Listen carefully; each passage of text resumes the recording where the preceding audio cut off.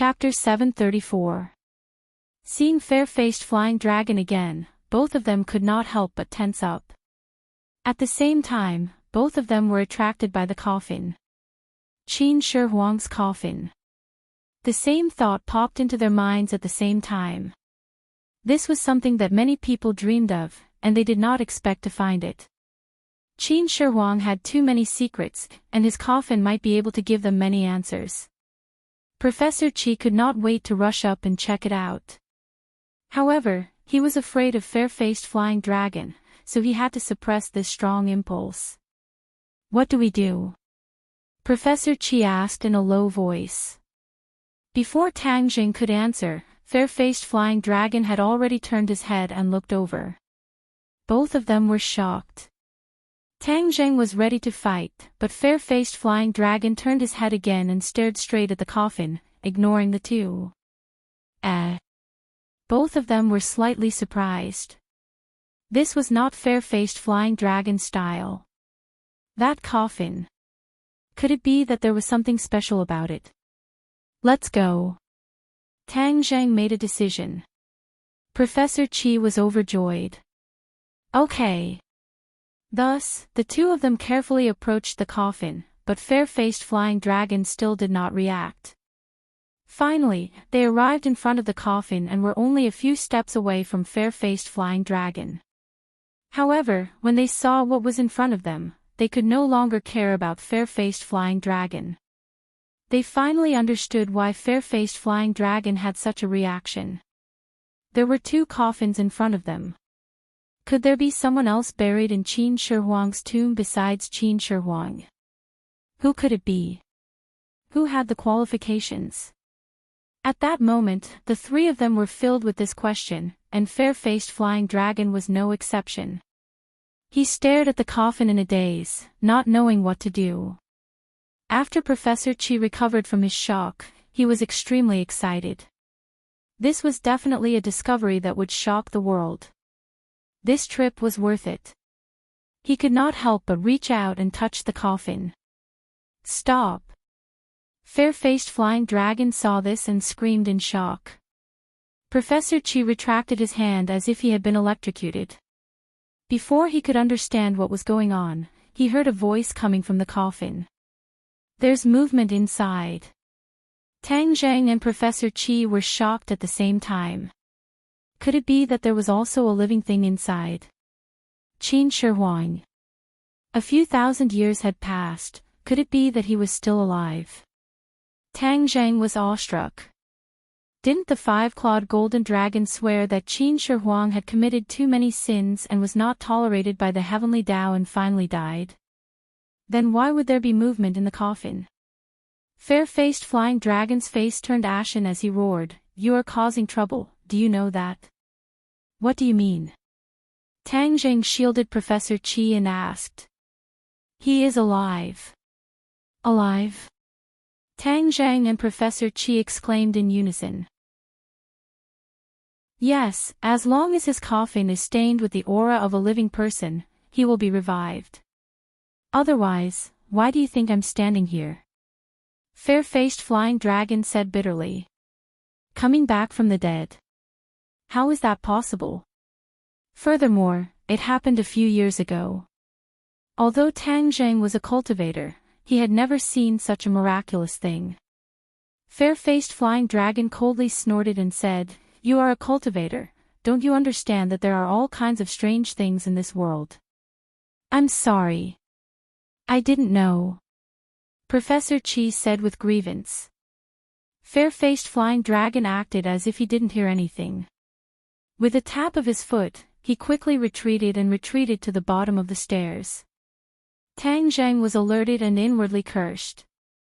Qin Shi Huang was a celestial and an emperor. Just how high was his cultivation base? Tang Jing couldn't imagine.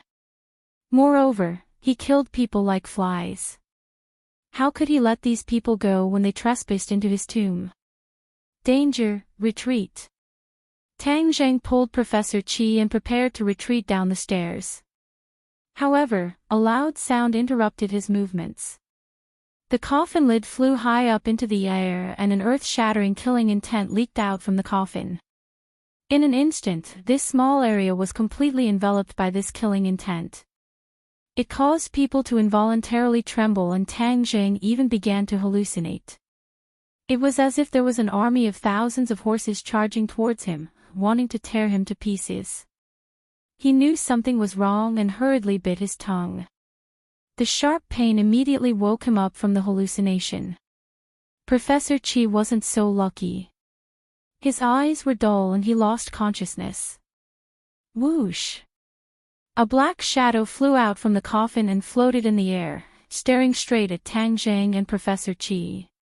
Tang Zhang was shocked. This person was no different from a living person, but the killing intent on his body was definitely something that could only be created by a true 10,000 slaughterer. Moreover, his attire was very similar to the attire of Qin Shi Huang that Tang Zhang had seen in the textbooks before, but it was more dignified. Just one look from him would probably scare some timid people to the point of breaking their guts. How dare you? Who are you? How dare you break into my tomb? The other party finally spoke. His voice was like a bell, echoing in people's ears for a long time. Tang Zhang's heart thumped. He finally confirmed that the other party was the famous Qin Shi Huang. He had really been resurrected. His face immediately turned pale. He couldn't tell if it was a blessing or a curse to resurrect such an ancient emperor. Seeing that they didn't respond, Qin Shi Huang said eerily, "Trespassing into the forbidden area means only death for you. You are lucky to die in my hands." As soon as he finished speaking, Qin Shi Huang pulled out a treasured sword from his waist. When the blade was unsheathed, the sound of the sword was extremely loud, like the sound of a horn on a battlefield. The Taiya sword. Fair-faced flying dragon's expression finally changed when he saw the sword. He couldn't help but cry out. Tang Zhang's pupils shrank. Although he didn't know the origin of the Taiya sword, it was obvious that as Qin Shi Huang's sword, it was definitely not an ordinary item. You actually recognize my Taiya sword. Qin Shi Huang looked at fair-faced flying dragon in surprise and clicked his tongue in wonder. Fair-faced flying dragon's expression didn't change. Of course he would recognize the Taiya sword because he had come for it. According to legend, the Taiya sword was created by an ancient swordsmith. It was a true divine weapon that accompanied Qin Shi Huang on his expeditions and drank the blood of countless people. It was a very powerful weapon that ordinary people couldn't use. In the end, the Taiya sword was buried with Qin Shi Huang as a burial item. However, the Taiya sword's illustrious reputation was still passed down through various channels. Fair-faced flying dragon couldn't forget the Taiya sword when he heard the news. When he heard about the ancient tomb this time, he guessed that it was most likely the tomb of Emperor Qin Shi Huang, the one he had been looking for all this time. If he had the Taiya sword, it would be like adding wings to a tiger for him. Therefore, he came here without hesitation. But seeing the Taiya sword in Qin Shi Huang's hands, he felt despair. Although he was very confident in his own strength, he still didn't have the confidence to face Qin Shi Huang. Qin Shi Huang was a legendary figure, an emperor throughout the ages. He was simply too powerful, and no one had much courage to resist him. Although Tang Zhang understood the difference in strength, he still had to resist. Especially when he saw his opponent waving the Taiya sword, he hurriedly used War Soul to block. Clang!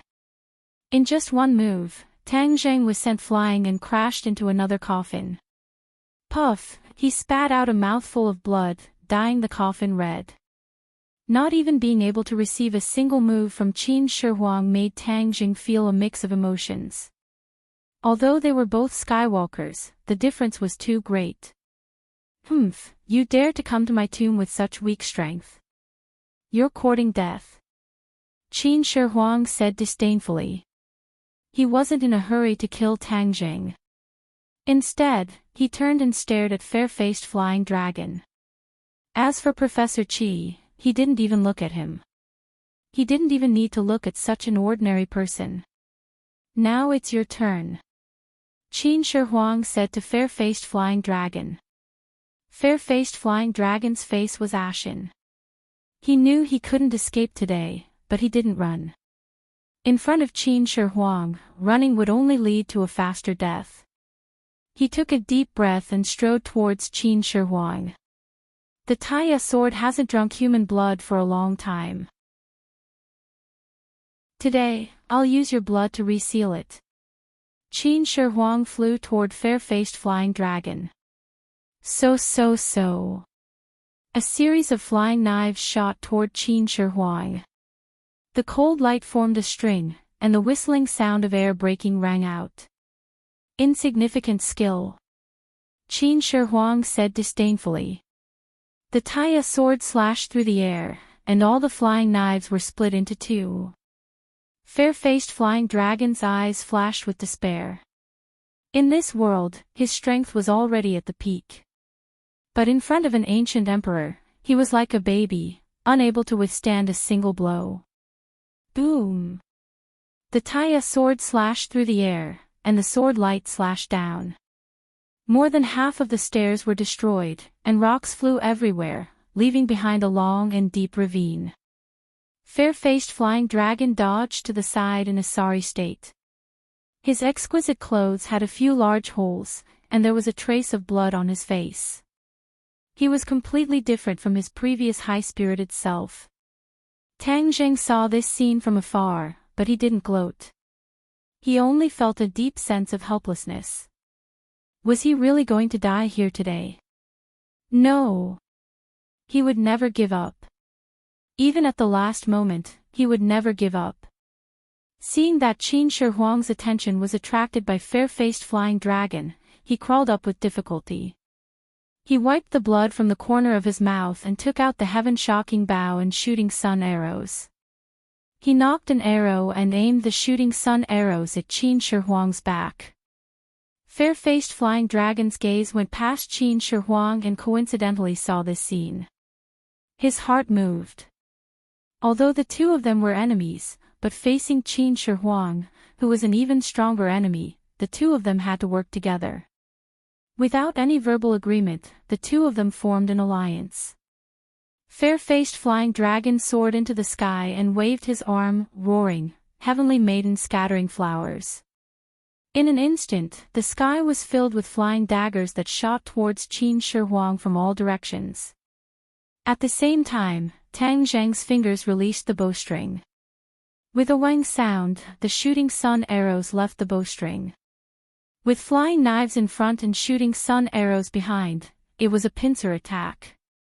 Qin Shi Huang acted as if he didn't even see it. He gently raised the Taiya sword. In that instant, the sky changed color. The entire space seemed to have frozen. The shooting sun arrows and flying knives seemed to have been frozen. Chapter 735. The light disappeared, and everything returned to normal. Flying dagger. It turned into pieces and scattered all over the ground. Sun shooting arrow. It landed on the ground, dim and lifeless. Qin Shi Huang stood proudly, floating in the air, maintaining the posture of swinging his sword. Tang Zheng and Fair-Faced Flying Dragon attacked from the front and back, but they were unable to do anything to Qin Shi Huang. Their expressions involuntarily became even more unsightly. Qin Shi Huang looked down at Fair-Faced Flying Dragon and said, "You guys are too weak." Before he finished speaking, the Taiya sword flew out, shooting straight towards Fair-Faced Flying Dragon. Fair-Faced Flying Dragon retreated in panic, retreating again and again like a tornado, disappearing without a trace in a short while. However, the Taiya sword was like a shadow, chasing after it relentlessly, disappearing together with it. Qin Shi Huang did not seem to care at all. He turned around and fixed his gaze on Tang Zheng. With a wave of his hand, the sun-shooting arrow on the ground flew into his hands. His large hand gently brushed past the sun-shooting arrow, and he clicked his tongue in wonder. "Heaven-shocking bow, sun-shooting arrow, you actually have these two divine armaments. Your luck is not small." However, you are too weak, it is impossible for you to protect these two divine armaments. Tang Zheng's eyelids twitched, the other party actually recognized these two weapons. I will grant you a quick death. Die. After Qin Shi Huang finished speaking, he had already arrived in front of Tang Zheng. Tang Zheng did not even see how the other party moved, and his chest was hit heavily by a palm, causing him to fiercely fall onto the coffin. He spat out a mouthful of blood, dyeing the coffin red. All the bones in Tang Zheng's body were about to fall apart, his internal organs were displaced, and blood kept flowing out from the corner of his mouth. He had experienced so many dangers, but this time was the most serious.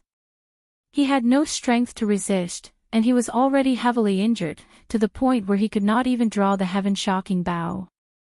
He wanted to summon the Four Symbols Venerable, but the Four Symbols Venerable was already heavily injured. He was afraid that it would be difficult for him to support himself, and he might even be torn apart by Qin Shi Huang.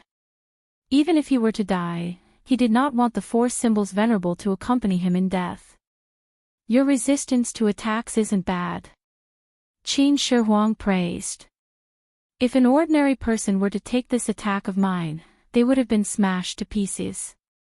Tang Zheng laughed bitterly in his heart. This was of course the effect of the chaotic Vajra mantra. He had already cultivated to the iron bones realm, and his bones were as hard as steel, but they were still about to fall apart. This showed just how powerful Qin Shi Huang's attacks were. However, he's still too weak. Only death awaits him. With that said, Qin Shi Huang's palm pressed over again. This time, Tang Zheng could clearly see the trajectory of his attack, but strangely, he still couldn't dodge. He could only watch as the pair of hands attacked. It's over. This was the only thought left in his mind. That was because even though this attack seemed slow, its offensive power had clearly increased explosively. If he took this palm, even if his bones were made of iron, they would still shatter. He gritted his teeth and didn't beg for mercy. He didn't shrink back. He was like a warrior who would rather die than submit. He stood there proudly. Even if he had to die, he couldn't die like a coward. Bang! With a loud sound, Tang Zheng felt as if his eardrums were about to burst. His chest was struck by a powerful force, and although it was uncomfortable, it was not fatal. Obviously, this was not the power of Qin Shi Huang's attack. Ah! He subconsciously lowered his head to look. The Qin First Emperor's palm was right in front of his chest, but there was still a fine line between it and his chest. This was because a white hand had passed through his ribs and blocked the Qin First Emperor's large hand. The difference between the two palms, one big and one small, was obvious. However, this pair of weak and small palms blocked Qin Shi Huang's attack without trembling at all. Qin Shi Huang retreated, his expression fluctuating.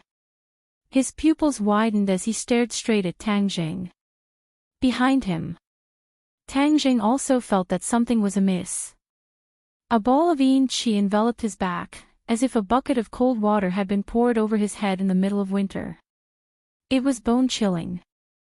However, what surprised him was that this wave of yin qi was not completely like ordinary yin qi. Waves of strange energy drilled into his pores and flowed into his 8 extraordinary meridians. Pure yin qi. His eyes lit up as he finally recognized this familiar thing. This wave of yin qi actually contained pure yin qi. This was something that Tang Zheng yearned for even in his dreams. Most importantly, it was impossible for yin qi to contain pure yin qi. This was also why he had to rely on absorbing pure yin qi from a woman to neutralize pure yang qi, and not simply absorbing yin qi. That way, he wouldn't have to be so troubled and distressed. He knew that there was someone behind him, and it was a woman. A woman with such heavy yin qi, could it be a female ghost? No, of course not. She was a living person. He could already hear the sound of his heartbeat. How could another person suddenly appear in this tomb, and it was a woman, an expert that could block Qin Shi Huang. Before he could turn his head, Qin Shi Huang's voice had already sounded, "Empyrean Fairy. How did you wake up?" Empyrean Fairy. Tang Zheng had never heard of these words. Hearing this name, it seemed that her background was not small, but he had never heard of such a person in the Jianghu. No, she woke up.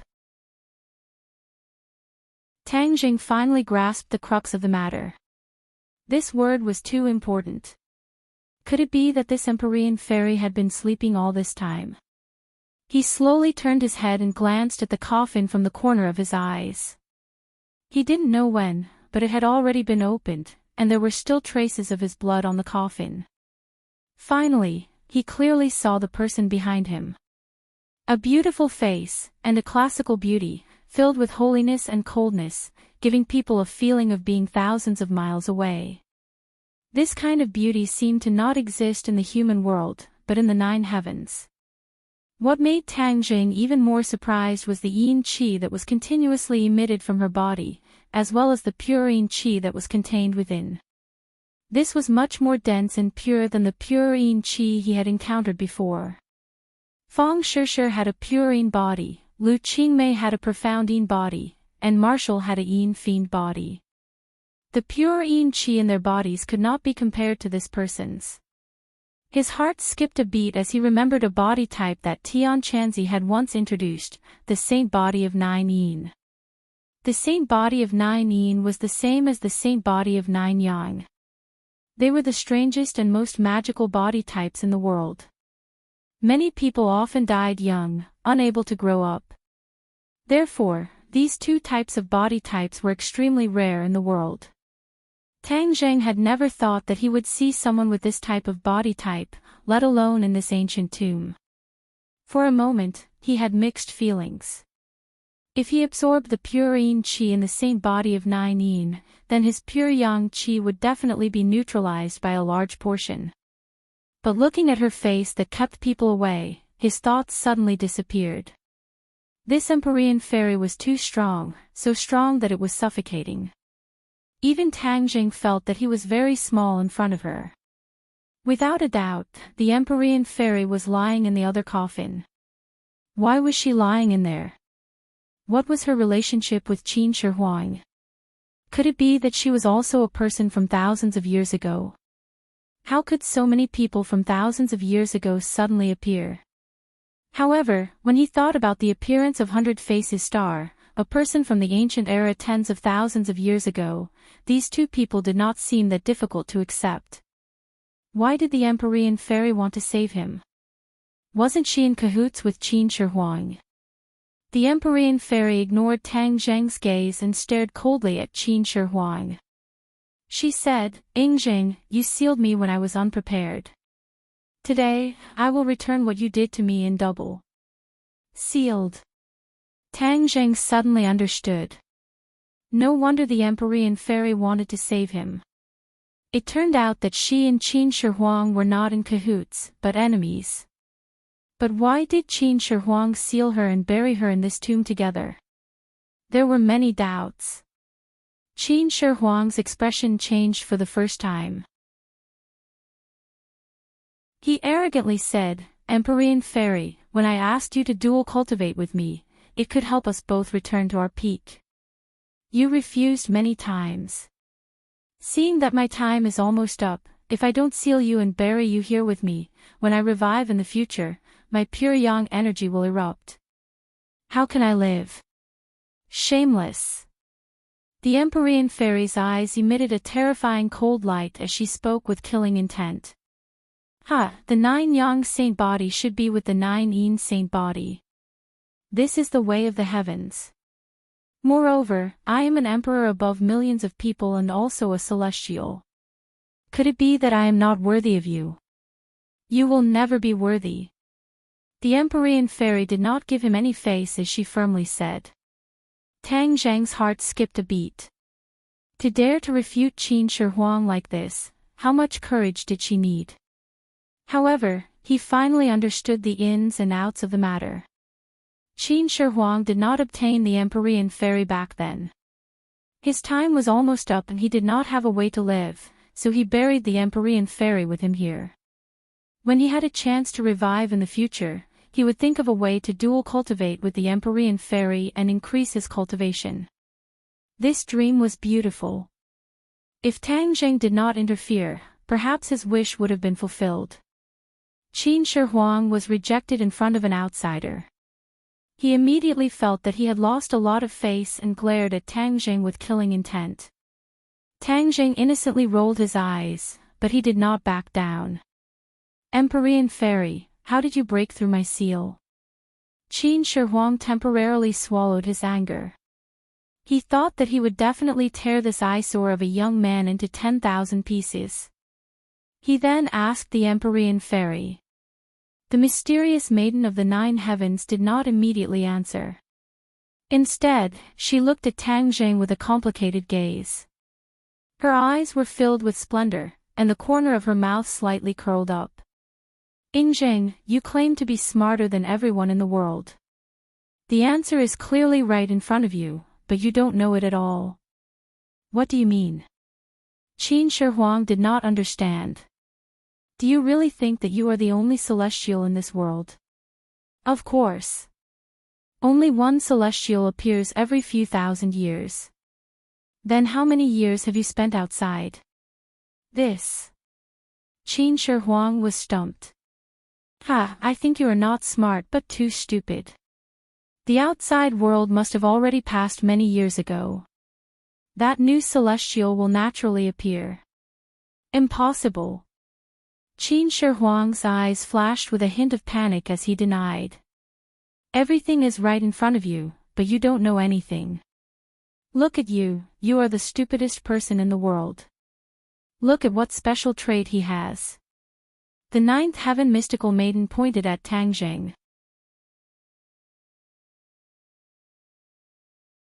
Chapter 736. Qin Shi Huang stared at Tang Zheng as if he was looking at a ghost. He roared in disbelief, no. How could he be a celestial? Impossible, this is definitely impossible, there must be a mistake, a mistake. To be able to make an emperor panic like this, it could be seen how big of an impact it had on his heart. In truth, the reason why Qin Shi Huang was able to unify the world and become a hegemon was because of his identity as a celestial. Thus, he knew what this identity meant. Not even in his dreams would he have thought that he would immediately meet another celestial after reviving. When two of the same kind met, there was no appreciation, only hatred. Killing intent surged out from Qin Shi Huang's body. In an instant, it was as if heaven and earth had changed color. So what if he is a celestial? He is so weak, I can kill him with a single finger. Qin Shi Huang's words were not false. If the two of them fought one-on-one, Tang Zheng would not be his opponent no matter what. Seeing Qin Shi Huang's huge reaction, Tang Zheng was shocked, but he also understood that his identity had already caused the other party to be filled with intense killing intent. If he wanted to escape from the ancient tomb, it would be even more difficult. The Empyrean fairy walked out from behind Tang Zheng. Her slender body contained an extremely powerful strength, causing Tang Zheng to feel inferior. Since you know his identity, you should be able to guess why I have awakened. Hearing that, Qin Shi Huang's gaze turned and stared at the blood on the coffin. That was precisely Tang Zheng's blood. Qin Shi Huang's eyes flashed with unwillingness. If he had known Tang Zheng's identity, he definitely would not have let him get close to the coffin. He would have directly killed him. It turned out that when Qin Shi Huang had sealed the Empyrean fairy, only the blood of a celestial could undo the seal. Qin Shi Huang was very confident, thinking that he was the only celestial in the world. Other than him, no one else could undo the seal on the Empyrean fairy. But due to a freak combination of factors, a few thousand years later, Tang Zheng appeared. His blood actually undid the seal without anyone knowing, allowing the Empyrean fairy to awaken. Empyrean fairy, so what if you've awakened? You weren't a match for me back then. Could it be that you're a match for me now? Humph, I won't be soft-hearted anymore. Whether you agree or not, you belong to me. Your 9 saint body will belong to me. Qin Shi Huang's eyebrows were raised in exultation as he spoke unrestrainedly. The Empyrean fairy's expression changed slightly. She said, shameless. You couldn't get away with it thousands of years ago, and you won't get away with it now. I would rather give it to him than to you. When Qin Shi Huang heard this, he was furious. His murderous intent and anger rushed towards Tang Jing. The Empyrean fairy stepped forward and blocked all of this. Tang Jing listened to the conversation between the two in a daze, and his heart was in turmoil. Especially when he heard the ninth heaven profound maiden say that she would rather give herself to him than let Qin Shi Huang take advantage of her. His mind was greatly shaken, and he was extremely excited. But then, Qin Shi Huang's anger made him understand that this matter was not as easy as he thought. Qin Shi Huang wanted to tear him into pieces. It was better to throw such unrealistic thoughts to the back of his mind as soon as possible. Empyrean fairy, you don't accept me, but you're willing to let this good-for-nothing boy take advantage of you. Humph, women are indeed stupid. Then I don't need to give you face. The first emperor of Qin said fiercely before disappearing. The Empyrean fairy raised her jade-like arm and pointed at the void. Boom! A hurricane-like berserk aura appeared out of nowhere, blowing Tang Jing so hard that he couldn't help but close his eyes. Then, he heard a thunderous rumbling sound and everything returned to normal. When he opened his eyes again, he found Qin Shi Huang standing in the distance with blood on the corner of his mouth. The Empyrean fairy was standing in front of him with a pale face. She had already retreated a few steps and was almost sticking to his body. How are you? Tang Jing asked with concern. I'm fine. I'll hold him back.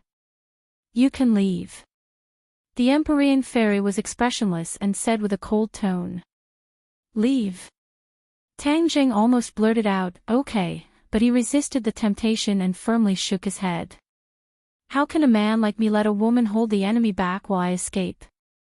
The Empyrean fairy didn't appreciate it at all and coldly said, idiot.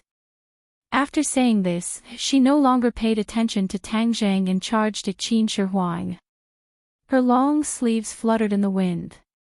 Her ancient clothing perfectly complemented her figure and temperament, making her look like a fairy. Empyrean fairy, after thousands of years, your strength is still inferior to mine. Moreover, you don't have the help of a treasure, so how can you be my opponent? Qin Shi Huang laughed wildly. The Empyrean fairy said, you stole my treasure. Not only are you cruel and inhumane, you are also a bandit. You dare to insult me like this. If it was anyone else, they would have already died. However, I won't let you die. You are still very useful. I will rely on you to complete my divine technique. Qin Shi Huang also charged over. The two people soared into the air and began to fight in midair. The world changed color and the mountains shook. It was unknown how many steps were destroyed and the coffin had long been destroyed. Tang Jing raised his head and stared blankly at this pair of experts. He incessantly circulated his Jin Qi in an attempt to repair his body. His body was already heavily injured and he had to take this opportunity to repair it as soon as possible.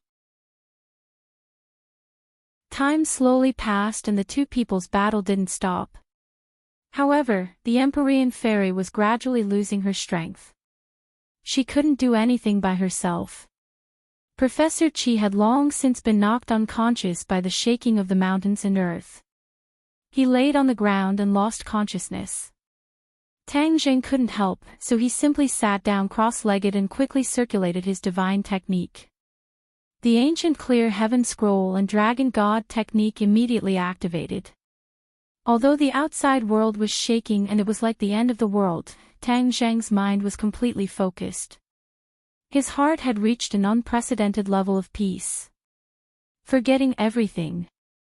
He was like an outsider, calm and collected as he healed his injuries step by step. The Empyrean fairy glanced at him from the corner of her eyes. Her eyes flashed with praise. As expected, Skywalkers were not ordinary people. Even if their cultivation was not high, this state of mind was something that ordinary people couldn't reach. Seeing the Empyrean fairy's gaze, Qin Shi Huang was furious. He roared, "You still dare to look at him? Then I'll kill him first." Whoosh! He directly pounced on Tang Zheng. He was so fast that even the Empyrean fairy couldn't block him. Tang Zheng was completely unaware. His Shin Qi nourished his body bit by bit and his injuries were already somewhat healed. "Stop!" the Empyrean fairy shouted. Her figure flashed and blocked in front of Tang Zheng. Bang! Qin Shi Huang's palm directly landed on the Empyrean fairy's shoulder. Like a kite with a broken string, she flew out and collided with Tang Zheng. She was lying on top of Tang Zheng while Tang Zheng was lying on the ground. Tang Zheng was interrupted. He suddenly opened his eyes and found that the Empyrean fairy was right in front of him. That beautiful face was almost touching his face. Moreover, the two's posture was a bit strange. One was lying down and the other was lying down. No matter how he looked at it, it was not suitable for children. Who? His breathing couldn't help but become hurried. The hot air that he exhaled hit the Empyrean fairy's face. Her face immediately became colder and colder. Her eyes were cold like 1,000-year-old ice. "I'm sorry," Tang Zheng said in shame. She had sacrificed herself to save him. But he was like this. It was really too unreasonable. "You too?"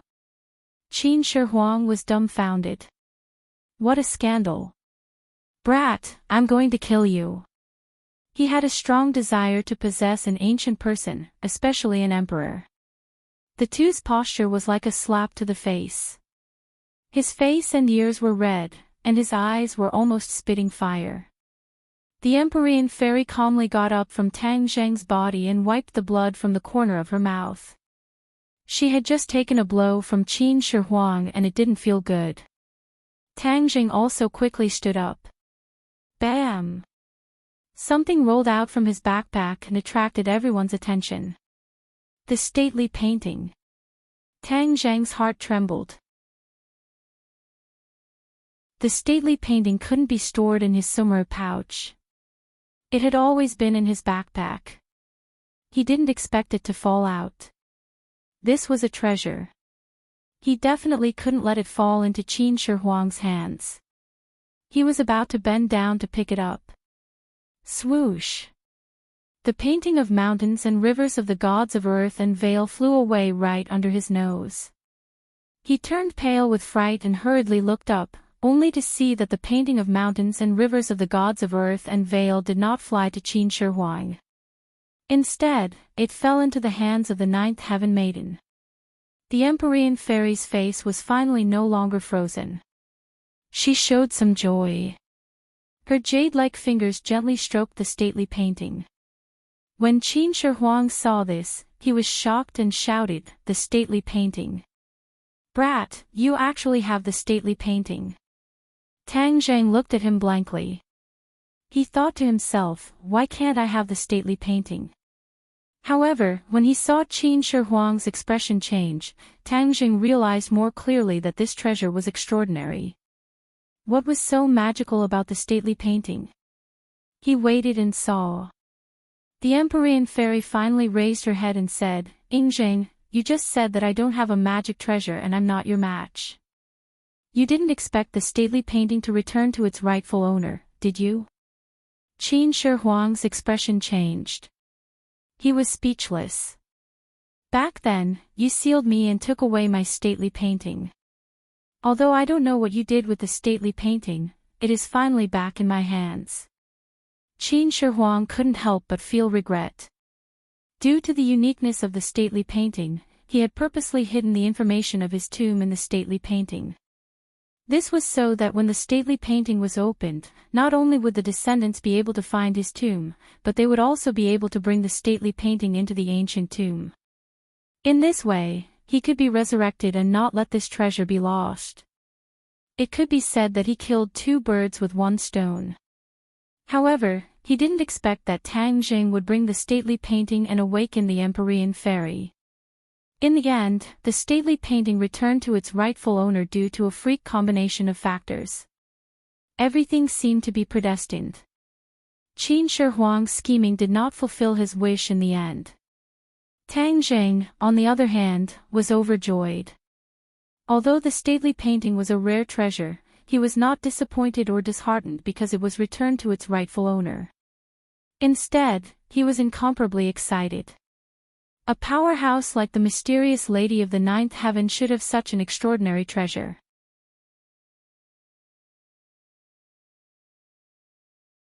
Chapter 737.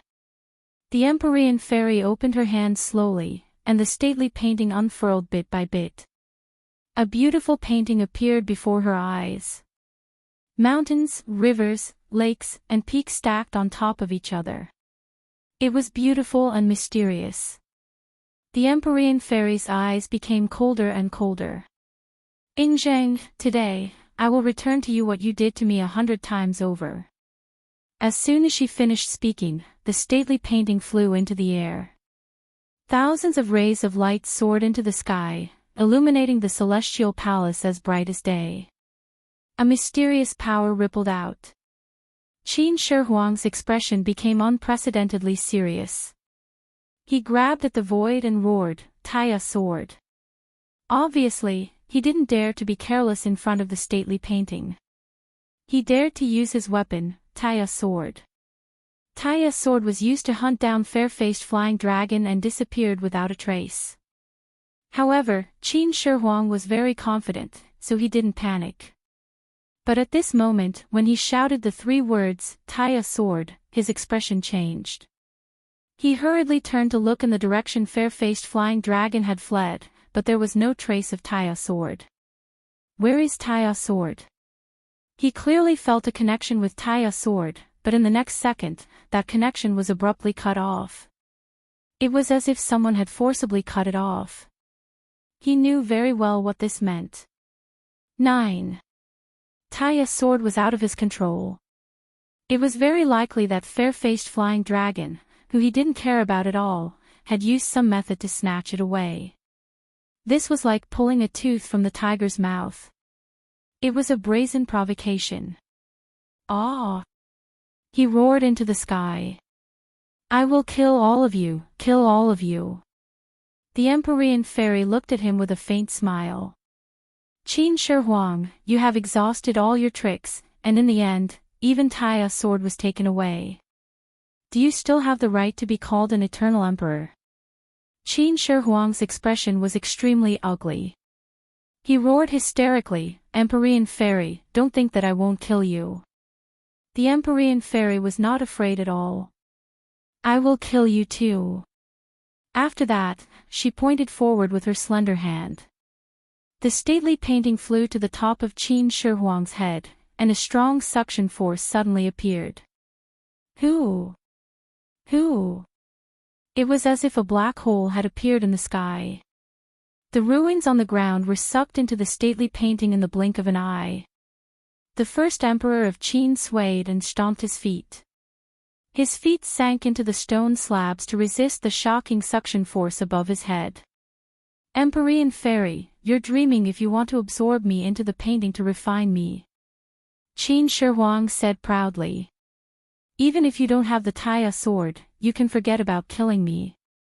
After a slight pause, Qin Shi Huang took a deep breath and roared, "Monarch fist." Boom!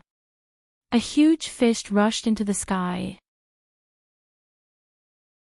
Although it was still a long distance away from the painting, it was obvious that the painting was shaking violently. The Empyrean fairy was already injured, and her strength was slightly weaker.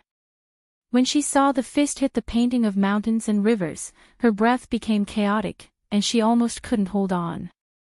"Monarch fist is indeed extraordinary, the Empyrean fairy said coldly, but she didn't back down at all. She shouted, 5 mountain suppression. The stately painting's aura changed abruptly. The powerful suction force disappeared without a trace and was replaced by an overwhelming aura. Gotcha! The ground under Qin Shi Huang's feet cracked rapidly, and the high steps collapsed bit by bit, as if they couldn't withstand the terrifying force. Tang Zheng watched this scene with his mouth agape. It turned out that the stately painting was far more powerful than he had imagined. Cui San had only scratched the surface. In the hands of the Empyrean fairy, the original owner, the stately painting could unleash its true power. The ground collapsed rapidly, and the rumbling sound was endless. Tang Zheng helped the unconscious Professor Qi up, but he didn't wake him up immediately because he would definitely faint from the scene. He hurriedly retreated to the side to avoid the power that seemed to be able to destroy the heavens and earth. Boom! Finally, the high steps were crushed to pieces. Even the first emperor of Qin's figure disappeared. Was he dead? This thought popped up in Tang Zheng's mind, but when he saw the Empyrean fairy's serious expression, he immediately understood that he was too naive. Who was the first emperor of Qin? How could the emperor of Qin die so easily? Bang! A loud sound confirmed Tang Zheng's guess. The first emperor of Qin rose from the ruins and went against the flow, resisting the terrifying pressure. His huge fist directly attacked the stately painting. Boom! A powerful shock wave spread in all directions, and only the rumbling sound of collapse could be heard. The celestial palace had actually collapsed, and countless rocks fell from the sky as if it was raining. Tang Zheng knew that things were not good, and quickly protected Professor Qi from the falling rocks. So what if you have the 5 mountain suppression? I'll still destroy you. The first emperor of Qin seemed to be in a sorry state, and there were a few large holes in his robe. The stately painting was attacked, and its light immediately dimmed. Seeing this, the Empyrean fairy's expression didn't change. She said, "Do you really think the stately painting is only this powerful?" 5 elements: wind and thunder. Crack! A thunderous explosion resounded through the celestial palace, and a bolt of lightning flew out from the stately painting, directly striking the first emperor of Qin's body. Boom! The first emperor of Qin landed on the ground again, and his body was charred black. Even the top of his head was emitting black smoke, and he looked even more miserable. Whoosh! A strong wind blew, and the sand was blinding. The flying sand and rocks seemed to have transformed into a tornado that swept towards the first emperor of Qin. In an instant, the first emperor of Qin's figure disappeared in the tornado, and only the sound of hitting could be heard. Suddenly, another thunderous explosion sounded, and a silver-white bolt of lightning fell into the tornado, mixing with the flying sand and rocks, and its power increased greatly. Time passed bit by bit, and the sound of hitting gradually stopped. Finally, everything returned to calm, and the tornado and lightning disappeared without a trace. The first emperor of Qin lay on the ground, and wisps of black smoke rose from his body. It was unknown whether he was dead or alive. The Empyrean fairy's face became a little pale. She was already injured, and using these great divine powers consumed a lot of her power. She was already feeling that she couldn't hold on anymore. She stared at the first emperor of Qin without blinking, as if confirming whether he was really dead or not.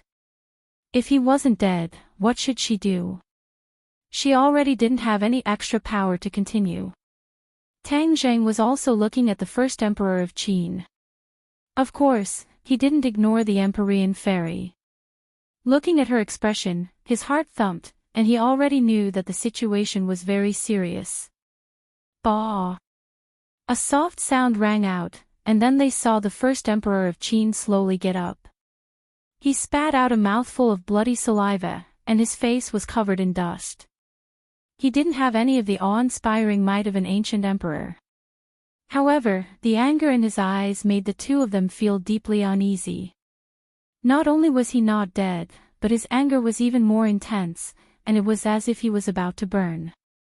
You have finally completely stimulated my killing intent.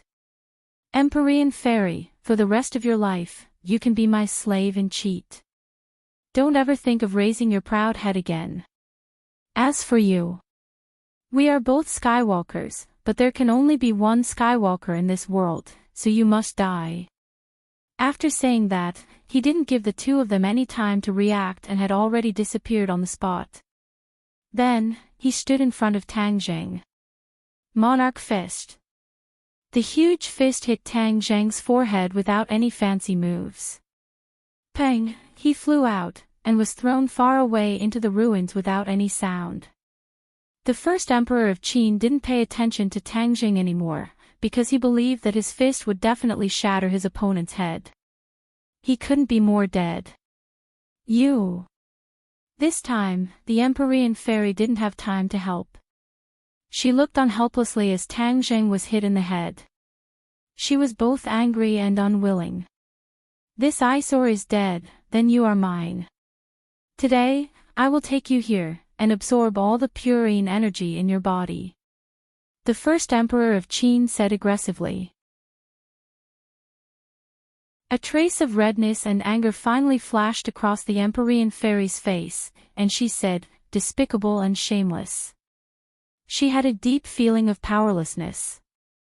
A few thousand years ago, she protected her body and didn't let the first Emperor of Qin have his way.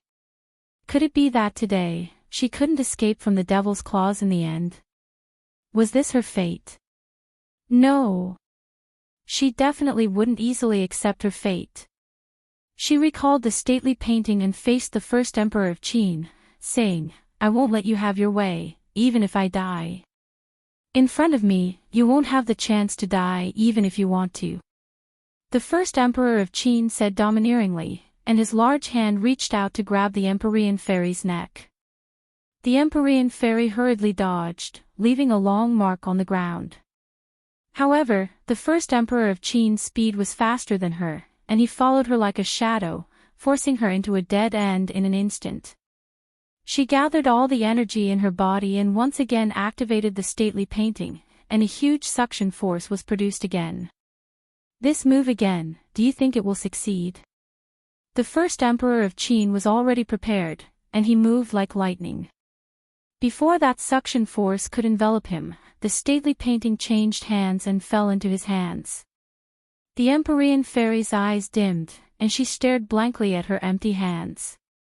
If I hadn't spoiled you and taken care of your feelings back then, why would I wait until today? This time, I won't be soft-hearted anymore.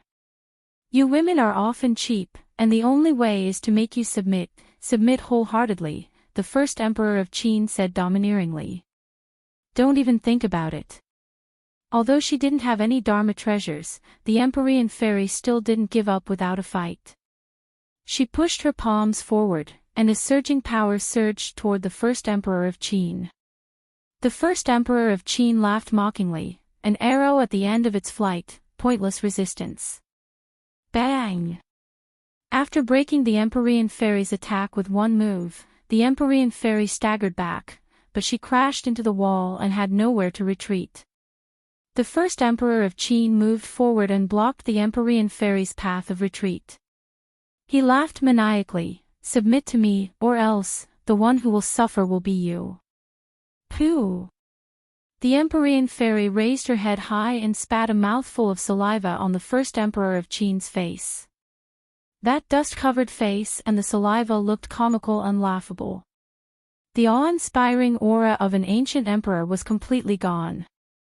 The first Emperor of Qin's eyes widened, and he grabbed the Empyrean Fairy with his large hand, firmly imprisoning her so that she couldn't move.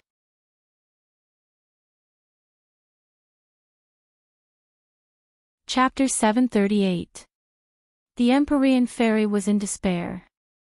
After thousands of years, she still couldn't escape from Qin Shi Huang's evil claws. She couldn't live, but she couldn't die. Qin Shi Huang's hand was about to touch the Empyrean Fairy's clothes when suddenly, a dragon's roar resounded through the sky. The heaven and earth shook as if the earth was shaking. What happened? Qin Shi Huang and the Empyrean fairy were both shocked and looked towards the direction of the dragon's roar. A golden light soared into the sky and turned into a golden dragon. It soared into the sky as if it was going to soar into the clouds. This. Qin Shi Huang was dumbfounded. He was really shocked by this scene and didn't understand what was going on. Suddenly, his pupils shrank as he saw a blurry face in the golden light. It was Tang Zheng. This brat didn't die. Qin Shi Huang couldn't believe it. Impossible. My fist hit his head. Even if it was made of steel, it would be smashed into pieces. How did he survive? Seeing this, the Empyrean fairy's cold eyes lit up. She mocked, Yingjing, you claim to be the #1 in the world, but your opponent is also a celestial. Do you think he can be killed so easily? Qin Shi Huang glared at her fiercely and retracted his hand. I will take care of him first, then I will take care of you. His finger touched her body, and she couldn't move. She could only watch as Qin Shi Huang rushed towards Tang Zheng. Tang Zheng's eyes shone with golden light as he floated in the air. His consciousness was very clear. Just now, that punch almost took his life, but at the crucial moment, the dragon mark on his forehead was activated. That three-clawed golden dragon actually rushed out from his forehead and blocked most of Qin Shi Huang's attack, saving his life. The appearance of the three-clawed golden dragon surprised Tang Zheng. He and the golden dragon seemed to have merged into one, becoming one. Suddenly, he felt that the bottom of his feet was light as he involuntarily rose into the air. A gust of air rushed out from his throat. He looked up to the sky and roared. The dragon's roar shook the surroundings. He was dumbstruck. He could actually let out a dragon's roar. Before he could figure out the reason behind it, he felt a surge of energy rushing into his body from the heavens and the earth, instantly flowing through his 8 extraordinary meridians. This is dragon energy. Tang Zheng was shocked. He was not unfamiliar with this golden energy. Back then, he had absorbed the dragon chi of the 5-clawed golden dragon. Generations of emperors also wanted to absorb the dragon chi to consolidate their dragon might. But why would there be dragon chi in this tomb? Tang Zheng did not see a dragon. Could it be Qin Shi Huang? Impossible. As an emperor, even though Qin Shi Huang's dragon might was very strong, Tang Zheng did not feel any dragon chi. He looked around, but it was empty. The huge celestial palace was extremely dark, and there was not a single dragon in sight. The ground was still trembling, and the rocks on the ground floated up bit by bit. The first emperor of Qin transformed into an afterimage and passed through the floating rocks, arriving in front of Tang Zheng. Looking at Tang Zheng at such a close distance, he once again felt a deep shock. As an emperor of Qin Shi Huang, he understood the use of dragons too well. Emperors were seen as the incarnation of true dragons, but in fact, that was all self-deception, or to deceive the people of the world. How could they be the incarnation of true dragons? They were just mortal bodies. But the emperors of each dynasty had never given up on the extravagant hope of transforming into dragons, and Qin Shi Huang was no exception. Other than seeking immortality, he also searched everywhere for traces of true dragons. However, the whereabouts of dragons were mysterious, and there was no place to find them. But he was the ruler of a country after all. With a single order, thousands of people rushed about, and finally, they found a dragon vein in the Qinling Mountains. The dragon vein was hidden in the mountains. It was said that the undulating Qinling Mountains was transformed from a true dragon that had died in battle, and the dragon vein of the true dragon was also hidden in this undulating mountain range. Qin Shi Huang was overjoyed, and sent a large number of people to dig up the mountains and stones in an attempt to dig out the dragon vein. Qin Shi Huang believed that as long as he had this dragon vein, it would not be an extravagant hope for him to transform into the true dragon son of heaven. However, things did not go as he wished. Even with the power of the country, he could not find any trace of the dragon vein, but he firmly believed that the dragon vein was hidden in the Qinling Mountains. There was no doubt about it. He was not willing to admit defeat like this, so he built his own tomb at the location of the dragon vein's head, trying to sleep with the dragon vein, or maybe he could absorb the dragon vein after he died. All of these were extravagant hopes. In these thousands of years, the dragon vein did not appear, which made him almost despair. He even doubted whether his previous judgment was correct. Was there really a dragon vein hidden in the Qinling Mountains? But looking at the living golden dragon in front of him, he was extremely shocked. He had been searching for a dragon his whole life, but he did not see it until he died. This brat's cultivation was so weak, how could he merge with the dragon? They were all Skywalkers, but why was the gap between them so big? He was not willing to accept it, but he was not afraid.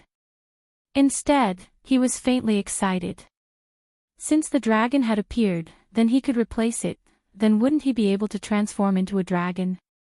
Once this thought appeared, it crazily occupied every one of his brain cells. His eyes became excited. This method was definitely feasible.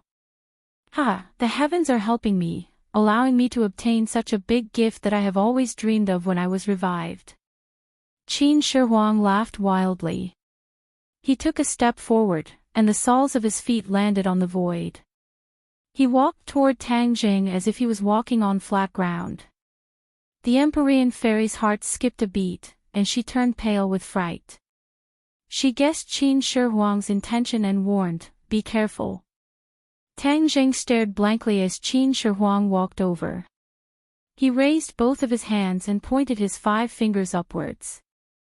The dragon chi between heaven and earth madly surged into his palms. Whoosh! Whoosh! The golden light on his body surged, and in an instant, the golden dragon became 10 meters long, full of dragon might. Tang Zhang was inside the dragon monk. His eyes were the golden dragon's eyes, his hands were the golden dragon's dragon claws, and his legs were the golden dragon's dragon tail. Qin Shi Huang was overjoyed. He clicked his tongue and praised, "It's indeed magical. Now that I've replaced you, your mission will end here." Qin Shi Huang's attention was completely focused on Tang Jing. He did not notice that the dragon aura in the air was getting thicker and thicker, and it was completely gathering on Tang Zhang's body. Traces of golden light seeped out from the ground, and the ground shook more and more violently. It was as if thousands of arrows had been shot into the sky. When the Empyrean fairy saw the golden light on the ground, her expression changed slightly. She muttered to herself, "The dragon vein. So the dragon vein really exists. He is actually absorbing it." Yes. Tang Zhang was absorbing the dragon vein. The 3-clawed golden dragon had revealed its true form and triggered the dragon vein hidden in the Qinling Mountains. As a result, the intense dragon aura broke through the restraints of the ground and was attracted by Tang Jing. Moreover, that was not all. The golden light was the real dragon vein. When it completely broke out of the ground, the energy was the most terrifying. It was not something the current dragon aura could compare to. Qin Shi Huang did not notice this. He only had eyes for Tang Jing. Finally, he could not hold it in anymore. He roared, "Monarch Fist," and attacked Tang Jing with his iron fist. Who? With a thought, Tang Jing swept out his dragon tail, bringing along a violent wind, and ruthlessly lashed at Qin Shi Huang's fist. Qin Shi Huang retreated a few steps, but rushed forward as if he was flying. He grabbed the dragon tail and laughed sinisterly, "True dragon, I am the true son of heaven. This is all mine." After saying that, a black light flashed in his palm. The black light quickly spread and wrapped around the dragon tail. Hiss! Wisps of dragon aura surged and were absorbed into Qin Shi Huang's palm. Then, his body was slowly covered by the golden light. This is the true dragon. I am finally going to get what I want. Qin Shi Huang's long hair fluttered in the wind, and his face was filled with madness. Tang Zheng was shocked. He realized that the dragon aura in his body was flowing out bit by bit into Qin Shi Huang's body. No, I can't let him have his way. Tang Zheng quickly circulated the dragon god art. In an instant, the dragon aura in the world surged into his body. Pooh! The golden light on the ground soared into the sky. A golden dragon vein broke out of the ground and flew straight to Tang Zheng. Qin Shi Huang also finally discovered this golden light and shouted in joy, "Dragon vein! So there really is a dragon vein. The heavens are helping me. With his dragon body and the dragon vein, I could transform into a dragon. Perfect." Tang Zheng had also heard of the legend of the Qinling Mountains being a dragon vein, but he did not expect to see one. Moreover, the dragon vein flew straight to him, wanting to merge with him. He was overjoyed. If he had the dragon vein, his strength would definitely increase greatly. Perhaps he could get out of the predicament in front of him. Roar! A dragon roar burst out of his throat. He grabbed with both hands, and the dragon claws grabbed Qin Shi Huang's shoulders. Whoosh! Qin Shi Huang was thrown out. Tang Zheng took this opportunity to pounce towards the dragon vein that was slowly rising into the air. The dragon vein was a golden light, but he could clearly feel the powerful energy it contained. The dragon tail swung and wrapped around the dragon vein. The dragon vein flashed with golden light and disappeared into the dragon tail in the blink of an eye. The golden dragon instantly turned transparent. He could clearly see the dragon vein spreading from the dragon tail to the dragon head. Wherever it passed, palm-sized scales appeared on the golden dragon's body. They shone with golden light. Soon, the dragon tail was completely covered by the golden scales and quickly spread to the dragon head.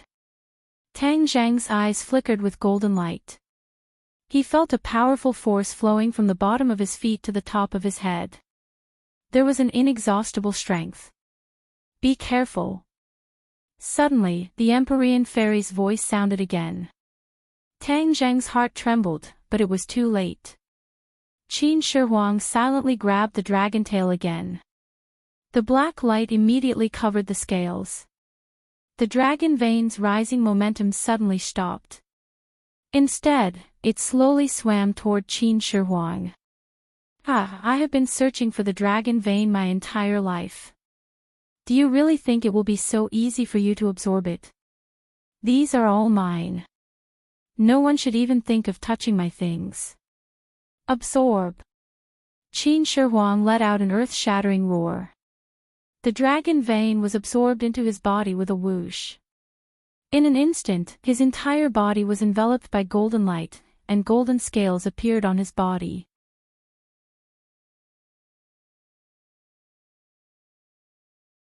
Chapter 739.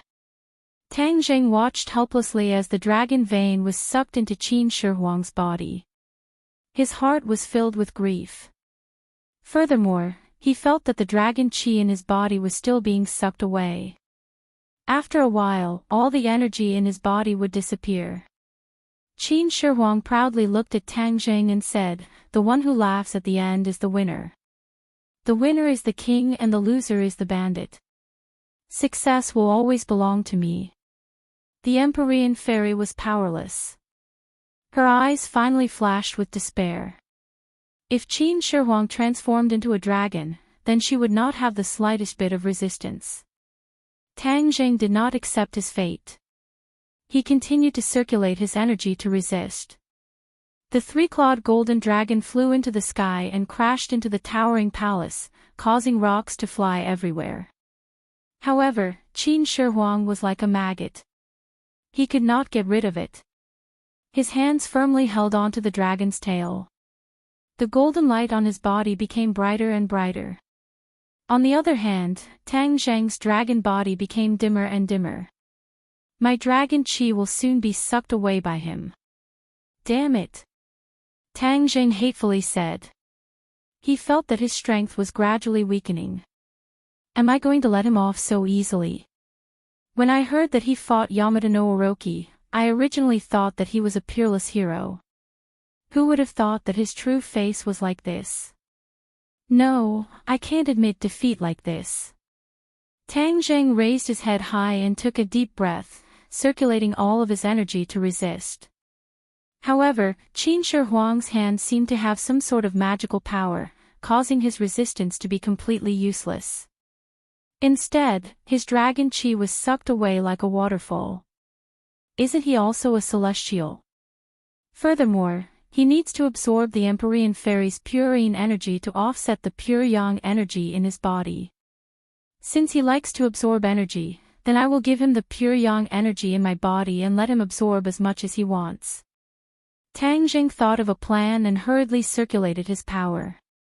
The pure yang force in his body was already quite a bit, especially after his power had increased greatly during this period of time. The pure yang force had been on the verge of erupting several times. However, the pure yang energy was an inherent energy in his body. He could not expel it out.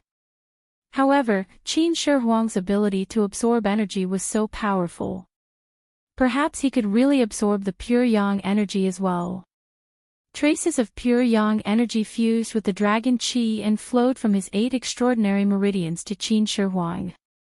Qin Shi Huang was oblivious as he continued to crazily absorb the dragon aura. His body was already covered by a layer of golden scales as the golden light gradually transformed into a dragon's body. Tang Zhang's dragon body had already shrunk countless times, and it was still shrinking.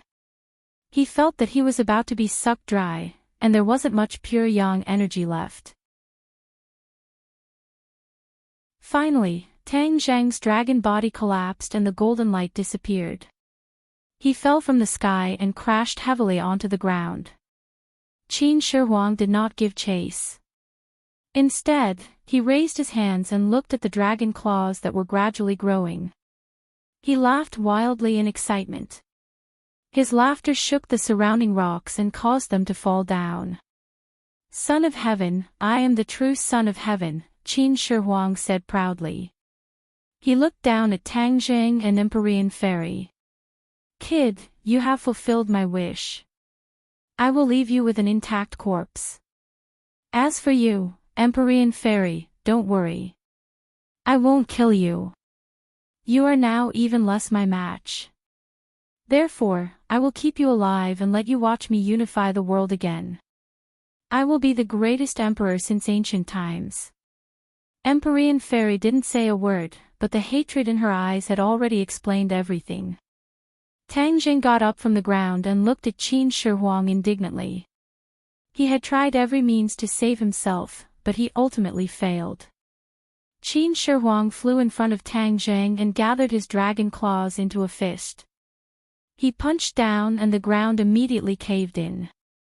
Tang Jing stood in the middle of the pit and struggled to resist the terrifying power above his head. Now, not only had he lost his dragon aura, but a lot of his true qi and pure yang energy had also been absorbed. Therefore, even an ordinary warrior would find it difficult to resist, let alone a super expert like Qin Shi Huang. Let's see how you escape from death this time. Qin Shi Huang said hatefully. Clearly, he was still brooding over his failure to kill Tang Jing. At this moment, Tang Jing was absolutely powerless to fight back. As long as he was hit, he would die without a doubt. The three of them were very clear about this point and had completely different reactions. Tang Jing raised his head like a heroic warrior. Empyrean Fairy's eyes flashed with sorrow. Qin Shi Huang, who had the true dragon golden body, would be difficult to find a match. It was unknown how many bloody storms would be stirred up and how many people would die at his hands. Suddenly, under everyone's gaze, the attack of the dragon claws came to a halt.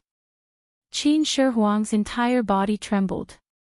The scales on his body flickered and then shattered bit by bit. What's going on? Tang Jing and Empyrean Fairy turned pale with fright. Qin Shi Huang's strength had already reached the peak. No matter how they looked at it, his current situation was not optimistic. Ah! A miserable scream came out of Qin Shi Huang's mouth, scaring everyone. How could this be? How could this be? How could the pure yang energy erupt? Qin Shi Huang roared hysterically. Tang Zheng was stunned for a moment and then became ecstatic. He originally thought that his plan had failed and that the pure yang energy that was sucked away was unable to do anything to Qin Shi Huang. He never thought that it was because the pure yang energy had yet to erupt. Qin Shi Huang's strength was profound, so naturally, the pure yang energy in his body was also very powerful. Furthermore, it was pure yang energy that had been accumulated for thousands of years. It was easy to imagine how terrifying the amount was. Tang Zheng's pure yang energy was like a drop of water that dripped into his body. The pure yang energy in his body was already about to overflow. With the injection of this drop of pure yang energy, it immediately caused the pure yang energy to completely erupt. Tang Jing clearly remembered the scene that Tian Chanzi had described to him. A person with the 9 yang saint body would explode and die after the pure yang energy completely erupted. At this moment, witnessing this scene with his own eyes, the shock it caused to him was imaginable. Qin Shi Huang stared at Tang Jing condescendingly and roared fiercely, "Brat, it was you who did this. You gave me the pure yang energy in your body." The corner of Tang Zheng's mouth squeezed out a smile, and said, "Didn't you want my dragon qi, my power? I'll give them all to you, all to you. How does it feel?" "No!" Qin Shi Huang roared at the top of his lungs. With the sound of the red dragon's explosion, the true dragon's body completely exploded, turning into specks of golden light that floated in the air. The true dragon's golden body had been destroyed. "I won't let you succeed, I won't." Qin Shi Huang hurriedly circulated his energy, wanting to resist the pure yang energy. However, the pure yang energy had already completely exploded, so all of his efforts were in vain. He watched helplessly as the pure yang energy in his veins seemed to turn into flames, burning every cell in his body bit by bit. Pure yin energy, yin and yang balance. Qin Shi Huang muttered as his eyes immediately locked onto the Empyrean fairy. Like a drowning person grabbing onto a life-saving straw, he muttered, "Yin and yang balance, yin and yang balance." He crazily rushed towards the Empyrean fairy. No! Tang Zheng immediately saw through Qin Shi Huang's intentions. He wanted to possess the Empyrean fairy and use the pure yin energy in her body to balance yin and yang, thus resolving the danger of self-destruction. If Qin Shi Huang succeeded, then all of Tang Zheng's efforts would be in vain. He really would not have any chance of survival. However, his voice was of no use, and he could only watch as everything unfolded before him. The Empyrean fairy was imprisoned and could not move. Seeing Qin Shi Huang about to violate her but unable to do anything, a trace of sadness flashed across her heart. Qin Shi Huang rushed in front of the Empyrean fairy and stretched out his demonic claws. Just as he was about to make the next move, a bloody light suddenly broke through his body. Blood splattered everywhere, filling the sky. Ah, no, why? I was so close to succeeding. Qin Shi Huang roared unwillingly. However, streaks of bloody light rushed out from his body. Not long later, his body was full of holes. Blood flowed out from his 7 orifices, and his prestige was completely gone. When Tang Zheng and the Empyrean fairy saw this scene, they were overjoyed, and their eyes lit up. Tang Zheng could not help but shout, "Success, he finally succeeded." The Empyrean fairy said coldly, "Yingjing, you should have died thousands of years ago. This is your destiny. Do you really think you can escape the arrangement of the heavenly Tao? Your time of death has come. I am the Emperor of all ages, I am not willing, I cannot die like this. I am the true dragon son of heaven, I have the true dragon golden body. Qin Shi Huang chattered incessantly as he lost his head out of fear. Suddenly, his voice came to an abrupt stop. Then, with a boom that was even more deafening than thunder, Qin Shi Huang's body completely exploded, turning into a mass of bloody light that scattered in all directions. The huge shock wave caused the heavenly palace to shake more and more violently. Rocks flew everywhere, and the rumbling was incessant. Qin Shi Huang was dead. He exploded and died. Tang Zheng stared blankly at this scene. Other than rejoicing, fear also followed like a shadow. Because he was also in danger of exploding and dying. I don't want to become that mass of bloody light. Tang Zheng hurriedly shook his head and chased this terrifying thought out of his mind. He gradually solidified a belief in his heart. In the future, he must absorb more pure yin energy and harmonize yin and yang. He must not follow in the footsteps of Qin Shi Huang. A strand of golden light slowly rose from the mass of bloody light, attracting Tang Zheng's attention. Dragon Vein. Tang Zheng was overjoyed. Although Qin Shi Huang was dead, the dragon vein was not destroyed. He hurriedly dragged his leaden legs and rushed over, grabbing the dragon vein. The dragon vein drilled into his palm like a small snake, wriggling forward. Not long after, it slithered to the 9 main meridians and continuously circled around a meridian. Skywalkers had 9 main meridians, one more than normal people had 8 main meridians. At this moment, the dragon vein was circling around the extra main meridian. That main meridian was gradually dyed gold. Finally, it merged with the dragon vein, becoming one. Immediately, Tang Zheng's 9th main meridian became the dragon vein. Whoosh whoosh.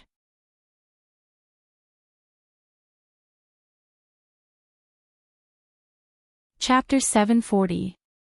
Tang Zheng felt like he was a lake that was about to dry up. Suddenly, a flood gushed in, nourishing every inch of his skin and every cell. He could not help but moan in comfort. However, the flood was pure energy that flowed through his 8 extraordinary meridians, making him feel like the energy was about to burst out of his body. However, this was not the effect of the pure yang energy. He had only absorbed the purest dragon qi, not the pure yang energy. The pure yang energy had disappeared the moment Emperor Qin self-destructed. After the golden dragon qi entered his body, it split into 2. One went straight to his dantian, while the other stayed in his glabella. In an instant, he was completely enveloped by the golden light. The 3-clawed golden dragon and the dragon seal shook its head and wagged its tail. It kept absorbing the dragon qi, and the golden light on its body became more and more intense. However, one could clearly see that there was still a golden trace on the dragon, as if a tendon ran through its entire body. The dragon vein. Tang Zheng immediately recognized it. The dragon vein had merged with his 9th major meridian. He did not expect it to appear on the 3-clawed golden dragon. He had a feeling that the 3-clawed golden dragon had always been one with him. At the same time, more and more dragon qi gathered in his dantian, circling in his dantian. The dragon qi was changing, becoming denser and denser. Tang Zheng suddenly had a feeling that his Jin Dan was about to reach the large success stage. The Empyrean fairy also saw this and reminded loudly, condensing the golden core is a very critical moment. Do your best and don't be careless. Sit down cross-legged. Tang Zheng sat down as instructed. The dragon qi between heaven and earth rushed into his body at an even faster speed. This was the first time in his life that Tang Zheng condensed the golden core. He had no experience at all. He could only rely on his imagination. However, the reality was always several times more difficult than he imagined. The dragon qi was still circling, but it did not start condensing the golden core. Time passed by. Tang Zheng wanted to do it, but he was powerless. He could not help but feel impatient and flustered. Suddenly, the Empyrean fairy's voice rang in his ears. Focus your mind and calm your breath. I will teach you the core condensation method. This is a miraculous method to condense the golden core. You have absorbed so much dragon chi. With the help of the core condensation method, the quality of the golden core you condense will be greatly improved.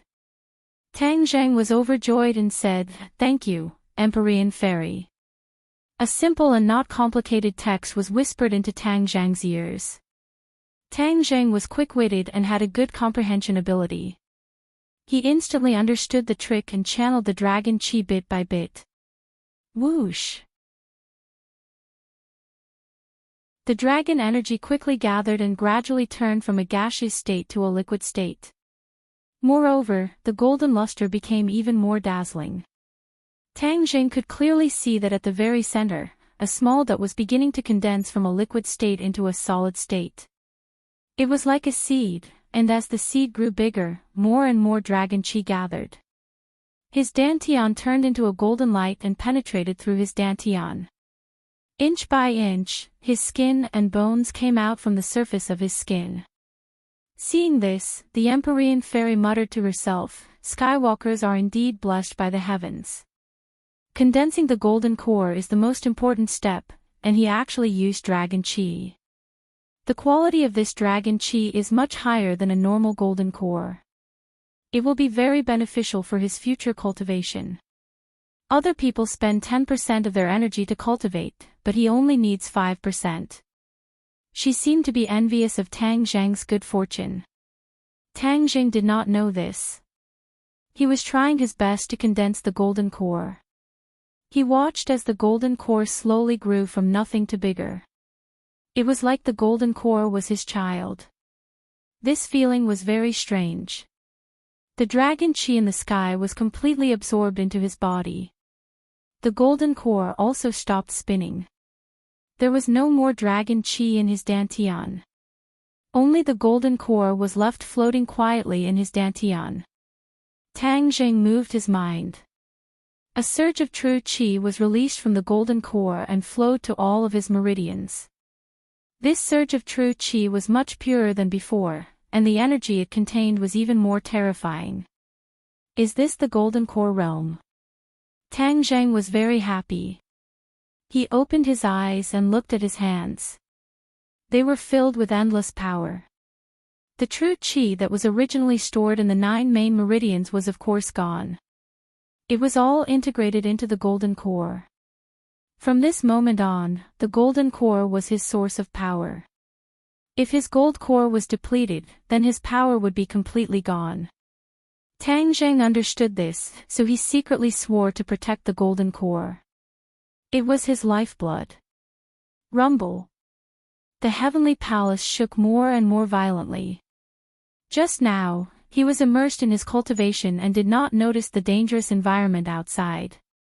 The impact of Qin Shi Huang's self-destruction made the heavenly palace on the verge of collapse. I can't stay here for long. Tang Zheng rushed in front of the Empyrean Fairy.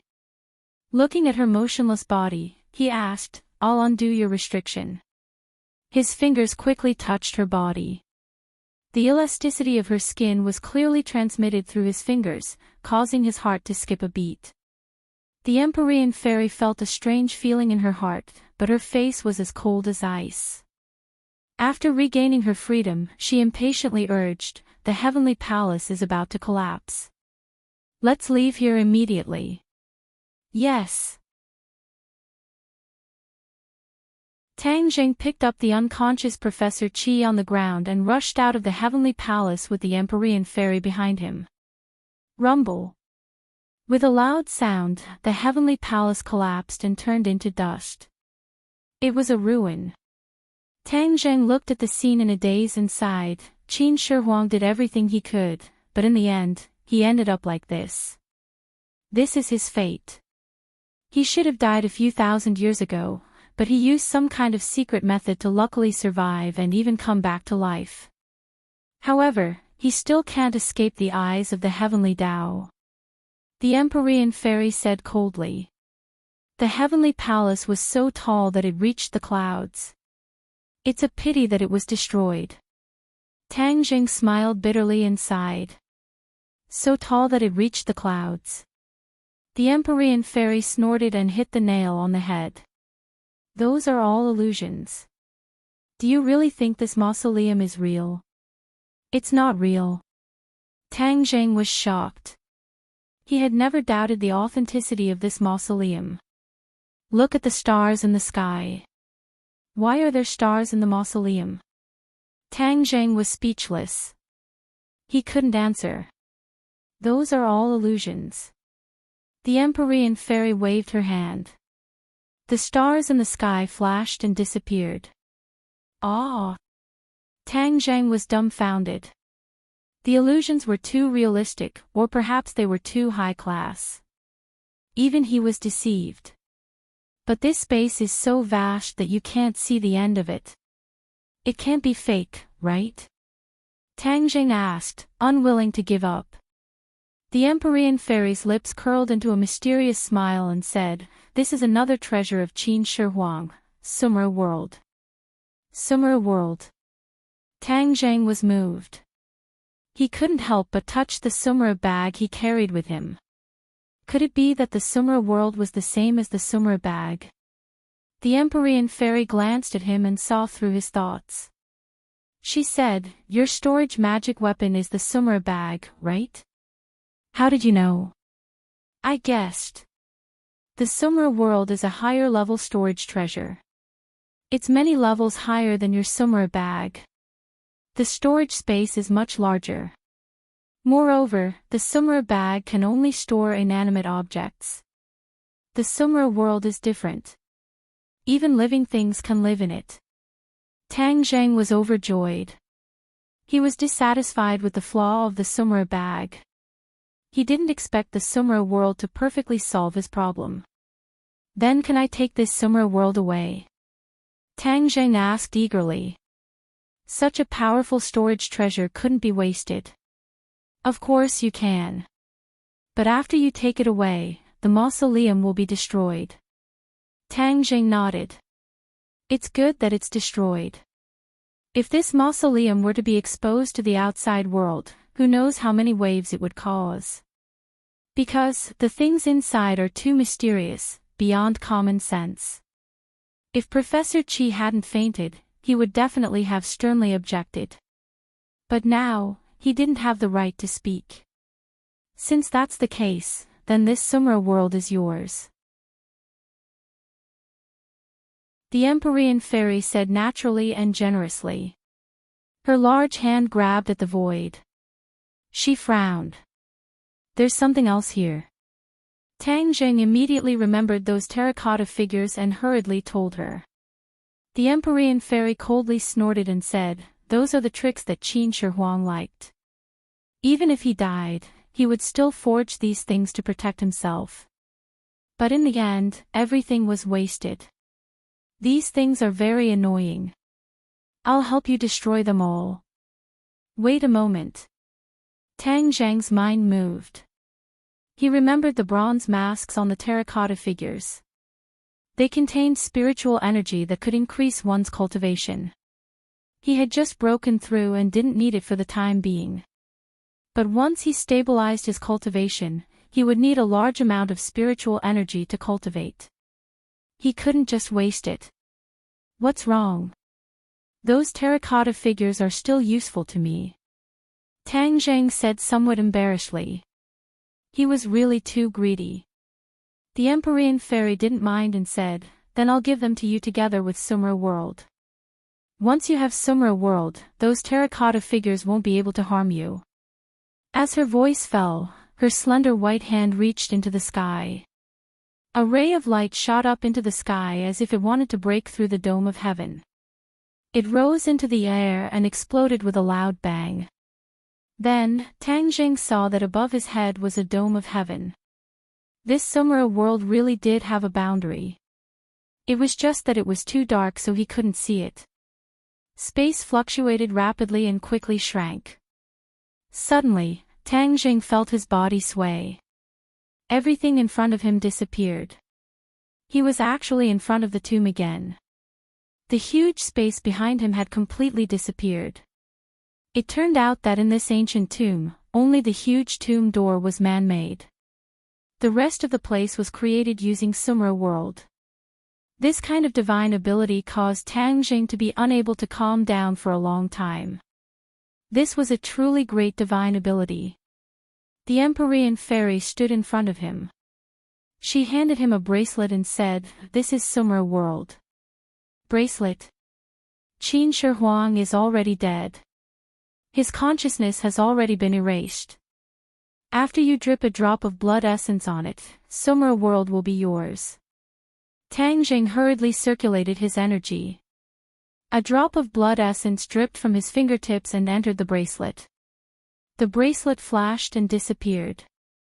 A faint mark appeared on Tang Zhang's wrist. It looked like a bracelet. If one didn't pay attention, they wouldn't be able to see it at all. This was much more powerful than a Sumra bag. There was no need to worry about losing it.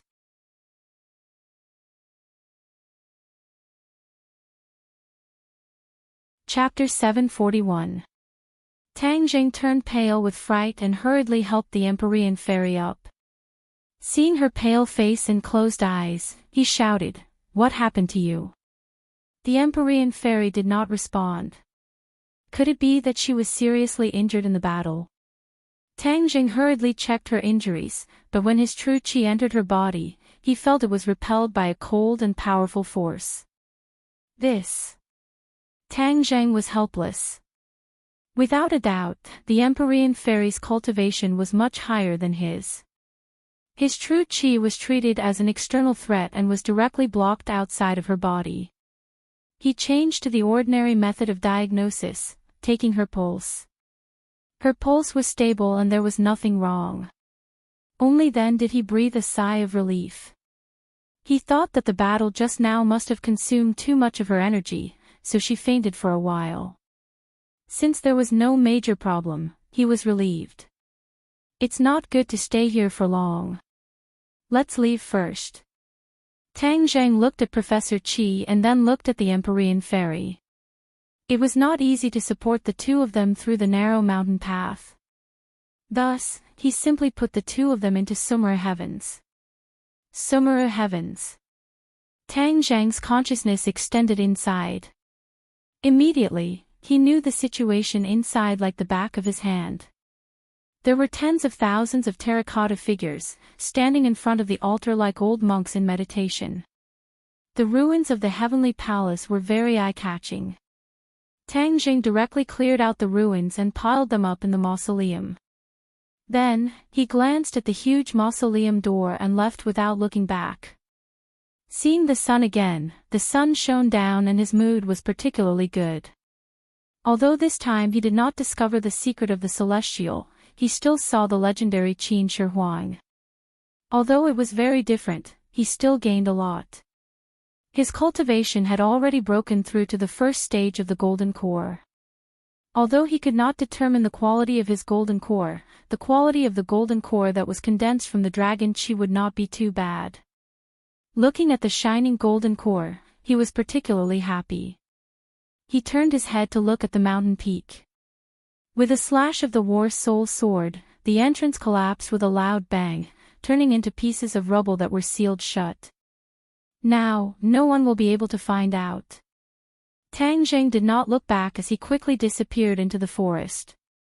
In the evening, he arrived at the entrance of the village outside the mountain and got Professor Qi and the Empyrean fairy out of Sumra world. The Empyrean fairy slowly woke up and looked up at the sky. Her eyes were filled with joy as she muttered to herself, "I'm back in this world again." "Are you okay?" Tang Jing asked. The Empyrean fairy took a deep breath and said, "I'm fine. I just used up too much energy and fainted for a moment." "That's good." Tang Jing heaved a sigh of relief and pointed to the village not far away. "Let's stay here tonight and go to the city tomorrow." The Empyrean fairy looked up and saw a modern building that was completely different from the village she remembered. She frowned slightly and said, "So many things have changed in the past few thousand years." Tang Jing nodded. "It's much bigger than you think." If you don't mind, you can stay with me first. With a companion, we can take care of each other. You can also adapt to modern life. Although the Empyrean fairy was powerful, she might not be able to adapt to modern life. She might cause a big disturbance or even attract the attention of the country and become a public enemy. He did not want to see that scene. The Empyrean fairy stared at Tang Zheng for a long time without saying anything. Even though her eyes were calm, the pressure it gave off was not small. Fortunately, Tang Zheng's heart was calm and did not have any distracting thoughts, so he was not afraid. Okay, thank you. The Empyrean fairy agreed. She paused for a moment and said, although you and Qin Shi Huang are both Skywalkers, your personalities are completely different. Of course not. I'm not as cruel as him. Tang Zheng nodded. That's good. I'll give you a piece of advice. Even if you're strong, you can't kill too many people. Otherwise, you will definitely suffer a backlash in the future. Qin Shi Huang is a good example. The Empyrean fairy warned. Tang Zheng's face turned cold. He said solemnly, I'm not a homicidal maniac, and I don't have the hobby of killing people. Unless it's an enemy, I won't kill easily. That's good. Ah. Where is this place? Professor Chi suddenly screamed and climbed up from the ground in a panic. He looked around and asked, where is Qin Shi Huang? Where is he? Obviously, he could not forget about Qin Shi Huang. Tang Zheng did not know whether to laugh or cry. He said, he's dead. You won't be able to see him. Dead? Professor Chi exclaimed. How could he die? Didn't he come back to life? If he didn't die, we would all die. Professor Chi, you don't want to die, right? This. Of course, who wants to die? Professor Chi said resentfully. Suddenly, his gaze turned and looked at the empty surroundings. We left the ancient tomb. Of course, we escaped. No, we have to go back. That was a huge discovery in the archaeological world. It will have great research value in perfecting the history of Huaxia. Professor Chi turned around and wanted to leave. Tang Zheng hurriedly pulled him back and advised, Professor Chi, the entrance has already collapsed. As for the tomb, there's nothing left in it. There's nothing to study. If it collapsed, just dig it out. How could there be nothing to study? Professor Chi said stubbornly. Seeing him so stubborn, Tang Zheng could only increase his tone. He said, Professor Chi, you've seen what you saw and heard in the ancient tomb. Is that an ordinary ancient tomb? If you let everything be exposed, what kind of commotion will it cause? Is this kind of commotion really good? This. Professor Chi hesitated. After experiencing the 100,000 mountains, he already understood that there were many mysteries in the long river of Huaxia's history. Perhaps it was not a bad thing that some secrets continued to be lost in history. Qin Shi Huang is still the face of history. As for what his true face is, other people don't care. We also don't need to overturn everyone's understanding. Just treat this trip as a dream and forget it. Tang Zheng said earnestly. Professor Chi looked at Tang Zheng with a burning gaze. Seeing the dignified expression between his brows, he gradually compromised. He had lived for most of his life and knew what was more important. His research was too insignificant compared to some things. Moreover, with Tang Zheng's identity, his words must have been carefully considered. There were many problems that he had not even considered. In addition, Tang Zheng would definitely not harm him. This was definitely the most beneficial solution for him. All right, I promise you. Professor Chi took a deep breath. Although he was unwilling, he could only give up. However, when he turned his gaze, he saw the aloof Empyrean fairy. Even though he had lived for most of his life and seen countless people, when he saw the Empyrean fairy, he could not help but be shocked. He cried out in surprise, "Who is she?" Professor Chi had seen beautiful women before, but those beauties were vulgar compared to the Empyrean fairy. Whether it was beauty or temperament, none of them could compare to her. Fairy, a fairy above the 9 heavens. Professor Chi's eyes were lifeless as he muttered to himself. There are beauties in the north, peerless and independent. A glance could topple a city, a second glance could topple a country. Would you rather not topple a city or a country? A beauty is hard to come by. Tang Zheng was shocked. He did not expect the Empyrean fairy to have such great charm. Although he also felt that the Empyrean fairy's beauty was unparalleled, it was not so exaggerated. He did not know just how shocking the Empyrean fairy's temperament was to ordinary people. Furthermore, he was a celestial with the 9 yang saint body. His resistance to the Empyrean fairy was naturally extraordinary. It was not something an ordinary person could compare to. The Empyrean fairy seemed to have already gotten used to this kind of reaction. She was not surprised at all. She indifferently glanced at Professor Chi and then stared at the village not far away. It was clear that the modern village was quite attractive to her. Tang Jing hurriedly pulled Professor Chi out of his shock and said, "Professor Chi, he is my first friend. He will be traveling with us for the time being." Friend? Why wasn't she here before? She came to the Qinling Mountains to travel and coincidentally bumped into her. So we traveled together. Tang Zheng lied without thinking. "Oh, may I ask for this young lady's name?" Professor Chi said in a genteel manner. Tang Zheng was momentarily speechless. He also did not know what the Empyrean fairy's name was. He could not possibly introduce her as the Empyrean fairy. Then wouldn't his lie be exposed? The Empyrean fairy did not turn her head and said, "Fu Yao." Fu Yao. Professor Chi smacked his lips. The surname Fu is an ancient surname. There are not many of them in the modern era. The Empyrean fairy turned a deaf ear. Tang Jing secretly remembered this name. He quickly changed the topic and said, "Professor Chi, everyone is tired. Let's find a hotel to rest first." "Oh, okay. There are girls here so we can't rush around too much," Professor Chi said in a gentlemanly manner. Tang Zheng was surprised. The Empyrean fairy actually had such a charm that even Professor Chi, who did not care about women, cared so much. Who could resist this charm? Then, he finally understood what the charm of a country was. When the 3 of them stepped into the village, everyone's eyes were attracted to the Empyrean fairy. She was the center of attention in the crowd. No one could compete with her. Most importantly, she not only attracted men, but also men, women, old and young. Her charm made Tang Jing feel ashamed of his inferiority. The owner of the hotel almost did not charge the 3 of them for their stay.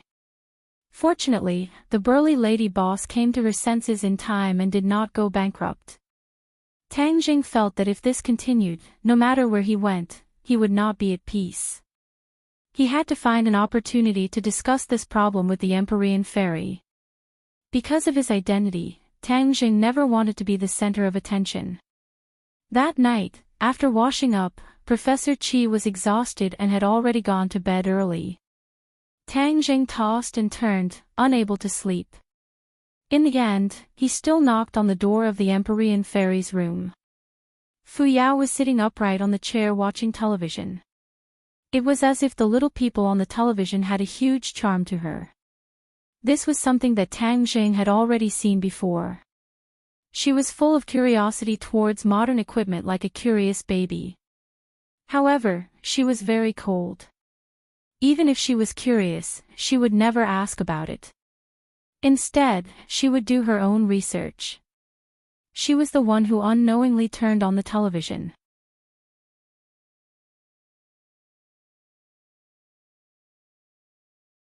Chapter 742.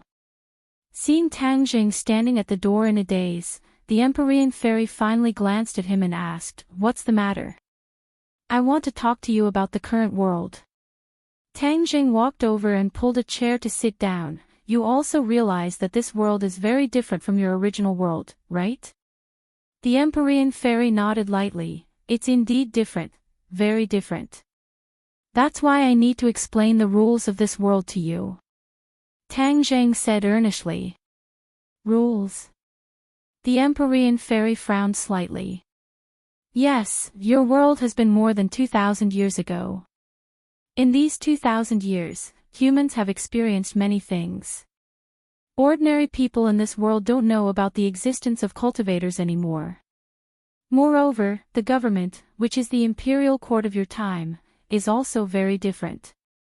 There are many different rules and restrictions." Seeing that the Empyrean fairy didn't react and was instead interested, Tang Jing took a deep breath and narrated the history of Hua Xia for the past 2,000 years. The Empyrean fairy's eyes were sometimes gloomy and sometimes surprised. Especially when she heard that the cultivators were expelled, Tang Jing even felt a trace of anger. He sighed in his heart. It seemed that the ancient cultivators couldn't let go of this matter. The Empyrean fairy was like this, and so was Tian Chanzi. "You said that this society is a society of technology. Even cultivators can't fight against the power of technology." After Tang Jing finished speaking, the Empyrean fairy asked like a curious child. "Yes, the power of technology is very powerful and very terrifying. Moreover, the government is not happy to see the appearance of powerful cultivators. This could be a threat to their political situation." Tang Jing said earnestly, afraid that the Empyrean fairy would be unhappy and turn this world upside down. In fact, he was very curious about the cultivation of the Empyrean fairy. Compared to the 100 Faces Star Sovereign, who was stronger and who was weaker. However, in the end, he resisted the urge to ask. Although there are various restrictions, it is still much better than when Qin Shi Huang was on the throne. The people of this world live in peace and contentment. This has become a great merit. The Empyrean fairy praised, "Don't worry, the world is peaceful, and the safety of the people is the most important. I will not easily reveal my strength in front of others." Tang Jing heaved a sigh of relief and said, "That's great." It was not easy to make such an expert willingly accept restrictions. At the very least, Tang Jing knew that if it was Qin Shi Huang, it would be useless no matter what he said. He couldn't help but rejoice. Fortunately, Qin Shi Huang was dead. Otherwise, the world would really be in chaos. "Also, your charm is too great. It's too eye-catching." "That's not necessarily a good thing," Tang Jing said hesitantly. He regretted it as soon as he finished speaking. He wanted to slap his own mouth. Was it wrong for her to be beautiful? This was the dream of many women. Was she supposed to pretend to be ugly on purpose? That was too much to ask of him. Unexpectedly, the Empyrean fairy did not get angry and said, "I know. What do you think?" Tang Jing did not understand and raised his head to look. His eyes lit up. This change was not small. It was not that the Empyrean fairy had become ugly. It was still the same face, but the feeling it gave off was completely different. This was very strange. Although her face was still beautiful, it did not give off the soul-stirring and devastatingly beautiful feeling. Or, to put it another way, her beauty was very down-to-earth. It was not the kind of beauty that was high and mighty like a fairy. What was going on? Tang Jing was confused. It was obviously the same face, so why did it give off such a different feeling? Temperament. Suddenly, he had a flash of inspiration and thought of this key point. He stared at the Empyrean fairy with burning eyes. As expected, her temperament changed. She became very amiable and approachable. That devastatingly beautiful feeling dropped a level. "Can I?" Seeing Tang Jing staring at her, the Empyrean fairy asked. Yes. Tang Jing nodded vigorously as if he had just woken up from a dream. This way, there would be no sensational effect. If you need anything or don't understand anything, you can look for me. The Empyrean fairy stared straight at the television and nodded. Obviously, in her eyes, Tang Jing was not as attractive as the television. Tang Jing quickly excused himself and left the room. The next day, the group set off again. This time, they drove the same off-road vehicle. They avoided unnecessary attention and went straight to the capital. Along the way, the Empyrean fairy kept looking out the window, especially the city skyscrapers. Her eyes were full of extraordinary splendor. The changes in the outside world assaulted her vision. She could not take it all in. This world has changed. She sighed silently in her heart. The capital. Tang Jing drove Professor Qi back to his residence. Then, he was troubled. How should he deal with the Empyrean fairy? Could he bring her home? There were already 2 women. Could he bring another one? 3 women made a play. Moreover, these 3 women were not simple characters. If they fought, it would be troublesome. Why aren't we leaving? The Empyrean fairy saw him stop the car by the roadside and asked. Where do you want to go? Didn't you want me to stay by your side? The Empyrean fairy asked. Tang Jing was speechless. If I die, then I'll die. At most, I'll bring Marshall out and find another place to live. This way, I won't have to face Princess and all day. Tang Jing made up his mind and started the car. A moment later, the 2 of them arrived at the door. When he opened the door, he saw a surprising scene. On the sofa sat a person, a man, while Princess Anne and Marshall carefully sat at the side. Princess Anne actually took the initiative to serve tea and water, looking at the other party with eyes full of stars. Damn, how did Tian Chanzi find me here? Tang Jing stared at the man on the sofa. If this was not Tian Chanzi, who else could it be? His long hair was still fluttering in the wind. His face was full of vicissitudes of life, and it was enough to charm many young women. Moreover, his eyes were deep, adding to his flavor. The 3 people in the house also noticed the 2 people at the door. The 3 of them could not help but be attracted by the Empyrean fairy. Although she had already restrained her charm, it was obvious that her charm was still greater than Tang Jing's. As women, Marshall and Princess Anne's reactions were not small. Marshall slightly frowned, while Anne covered her mouth and exclaimed in an exaggerated manner, "Oh my God, so beautiful." Tian Chanzi was even more exaggerated than the 2 of them. He directly jumped up from the sofa and looked at the Empyrean fairy in shock. His face was unprecedentedly serious. Tang Jing, who is she? Tian Chanzi asked in a deep voice. She is. Before Tang Jing could answer, a whirlwind blew beside him. The Empyrean fairy disappeared, and in the blink of an eye, she appeared in front of Tian Chanzi. Her slender jade arm slapped towards Tian Chanzi's chest. When Tian Chanzi saw the Empyrean fairy, he realized that she was not ordinary. However, he did not expect that the other party would not say a word and directly attack him. Moreover, it was a killing move, not showing any mercy. Tian Chanzi was shocked, and immediately used his martial arts to block. Bang! The Empyrean fairy's jade palm slapped Tian Chanzi's arm. Then, Tian Chanzi quickly retreated, breaking the sofa behind him and fiercely crashing into the wall before stopping. Tian Chanzi's eyes flashed with a trace of astonishment. When an expert made a move, one would know the depth of their strength.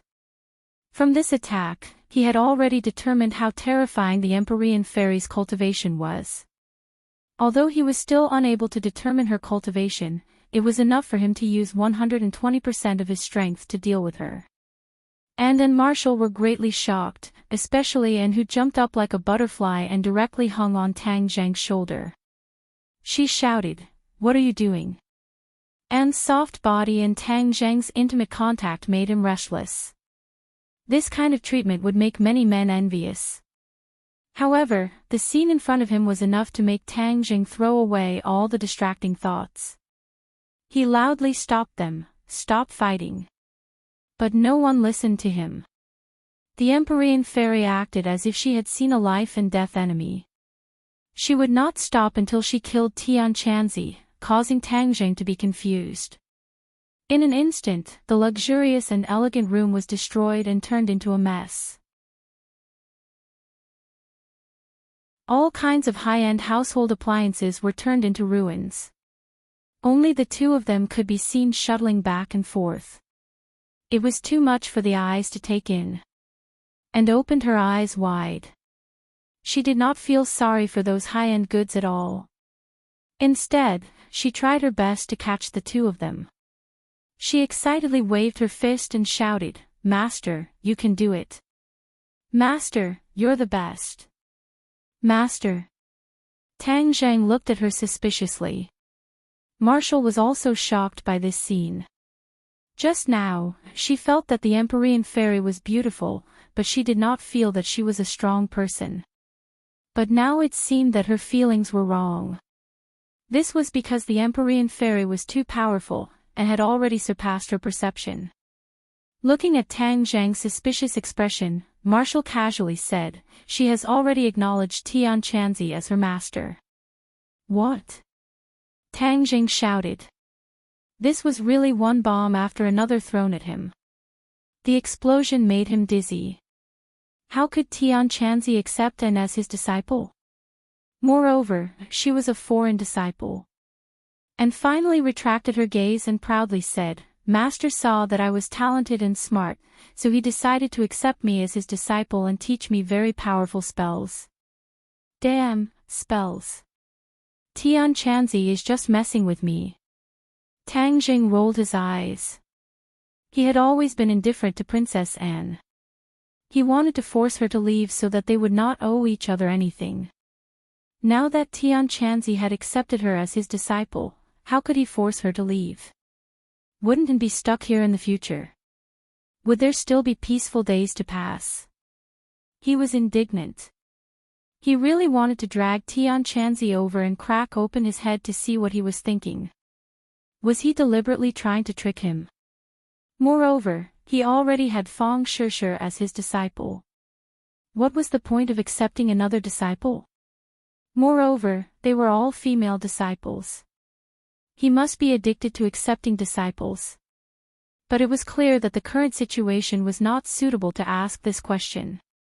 His figure flashed and was about to rush forward to help when he heard a loud bang.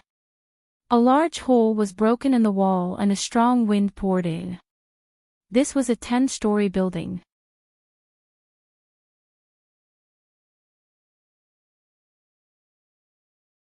Chapter 743. The three of them stared dumbfoundedly at the two figures that were gradually disappearing into the distance. Tang Zheng had no choice but to jump up and also chase after them.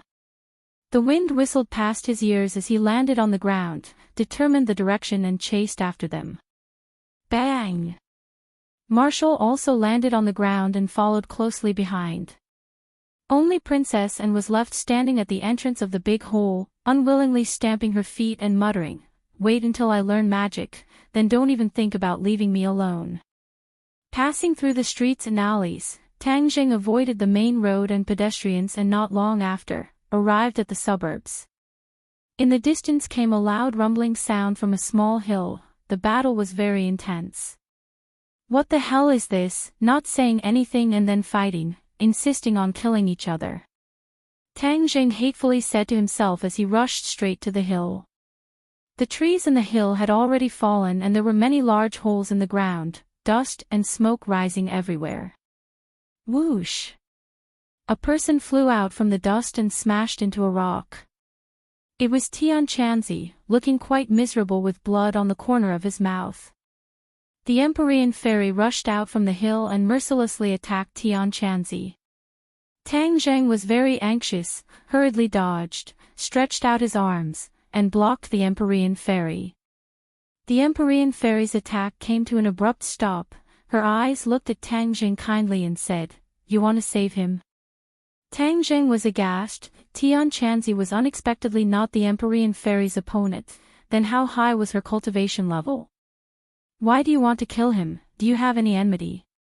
Tang Zheng asked haggard. Heaven Monk had already stood up, touched the blood on his mouth, and said hatefully, "What the hell is so smelly, brat? Where did you bring back a crazy woman from? You want nothing more than to tear me into pieces." Hearing the words crazy woman, the Empyrean fairy was about to flip out again, but Tang Zheng hurriedly stopped her and impatiently asked, "What is going on? He is a very important person to me. Why do you want to kill him?" "You're with him." The Empyrean fairy frowned at him, her eyes flashing with a complicated light. "Who do you think he is?" "Of course I know." Tang Zheng said matter-of-factly, "Isn't he Tian Chanzi?" "Tian Chanzi? Who is Tian Chanzi? How could he be Tian Chanzi?" The Empyrean fairy shook her head. Tian Chanzi was unable to restrain his anger, and angrily said, "Why can't I be Tian Chanzi? I will not change my name, I will not change my surname, I am Heaven Monk." "Of course he is Tian Chanzi." Tang Zheng also firmly confirmed. The Empyrean fairy stared straight at Tian Chanzi, shook her head and said, "No, he is not some Tian Chanzi, his name is Sher Tian, a demon race celestial venerable. Who knows how many women in the world have been harmed by him." "What? Demon race celestial venerable Sher Tian?" Tang Zheng and Tian Chanzi stared at each other. Tang Zheng had never heard of this name, but Tian Chanzi gradually frowned and said, "Sher Tian, I have heard of this name. How can I, Tian Chanzi, be a demon race celestial venerable? With your appearance, even if you turned into ashes, would still recognize you." The Empyrean fairy murderously said, "I want to take revenge for the thousands of women who died in your hands." Hearing this, Tang Zheng's eyes flashed and he shouted, "Wait a minute, I finally know what is going on, a misunderstanding, all of this is a misunderstanding." Tian Chanzi's eyes gradually lit up as he suddenly realized, "You are saying that my face is Shirtin's, right? What is the difference? Aren't you him?" "The difference is big." Tian Chanzi was furious, and bitterly glared at Tang Zheng. "Boy, this is all your original idea, look at the trouble now." At that time, Tang Zheng mistakenly entered the ancient tomb and saw a floating body, so he instigated Tian Chanzi to use this body to be reborn. Tian Chanzi once saw that the owner of that body was an all-powerful figure, so of course, he was also very satisfied with this body. Tang Zheng curled his lips and said, "I have good intentions, but you still blame me. If you didn't use this body, then how could you regain your freedom so quickly? You just don't want me to stay in your head for too long. Do you think I don't know what you are thinking?" Tian Chanzi retorted. "Empyrean fairy, the demon race's heavenly sovereign Sher Tian that you believe is the original owner of this body," Tang Zheng said earnestly. Empyrean fairy also heard some clues and asked, "You are saying that he is not Sher Tian himself, but only took over his body?" "Smart, you understand with just a little bit," Tang Zheng praised. Tian Chanzi curled his lips and said in his heart, "Smart my ass, you want to kill me without any reason. If it wasn't for my profound power, I would have reported to the Yama Palace." Empyrean fairy stared at Tian Chanzi with burning eyes, as if she wanted to see through him, and muttered, "Shirtian's cultivation can't be so low. Just now I was wondering, so you are not Shirtian?" Tian Chanzi blew his beard and glared. What did she mean by, "Shirtian's cultivation can't be so low"? This was blatantly looking down on him, but he had to admit that Empyrean fairy was not wrong. His cultivation was indeed not as good as the demon race's heavenly sovereign Shirtian. Hey, how does she know Shirtian? Moreover, her cultivation is so strong. Empyrean fairy, why haven't I heard of this name before? Tian Chanzi muttered in his heart. Tang Jing, you brat, where did you find such a powerful person? Tian Chanzi poked Tang Jing and asked indignantly. This time he lost a lot of face and was beaten so badly, in the future he would definitely be laughed at by this brat. It's a long story, I accidentally found her this time. Even if it's a long story, I have plenty of time. Tian Chanzi vowed not to give up until he figured it out. Before Tang Jing could say anything, Empyrean Fairy shook her head and said, "Your behavior is indeed not sure, Tian." Tian Chanzi was angry and said, "Sure, Tian is the demon race's heavenly sovereign, the public enemy of the righteous path. So many young girls died in his hands, how can I be him?" Tang Jing curiously asked, "Who is this Sure Tian?" Tian Chanzi coldly snorted and turned his head to ignore him. Empyrean Fairy said, "Sure Tian is the demon race's heavenly sovereign, his cultivation is very strong, but he has a hobby, which is to collect all the beautiful girls in the world. Therefore, not only are the girls of the ordinary families deeply harmed, even the female disciples of the official families and famous sects are unable to escape his evil claws." Damn! Isn't he a flower thief? Tang Jing exclaimed. Exactly. This kind of person, everyone has the right to kill. When you see him, there is no need to talk nonsense with him, just kill him. Empyrean Fairy said as she glared at Tian Chanzi. Although Tian Chanzi was not sure Tian, he also felt a chill run down his spine. Tang Jing suddenly understood. No wonder she wanted to kill Tian Chanzi without saying a word, she simply did not want to talk nonsense with him. It seems like her resentment towards Sure Tian was quite deep. "Hey, Tian Chanzi, you don't say, I used to think that you were not a decent person, I actually guessed correctly." Tang Jing deliberately joked. Scram!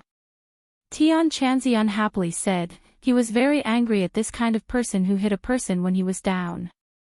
Tang Jing did not mind and laughed loudly. Since the misunderstanding was resolved, there was no need to fight and kill. At this time, Marshall also caught up and said, "There are people from the government coming." Tang Jing guessed that this must be because the commotion was too big, so he shouted, "The situation is tense, let's go, it won't be too late to leave here first."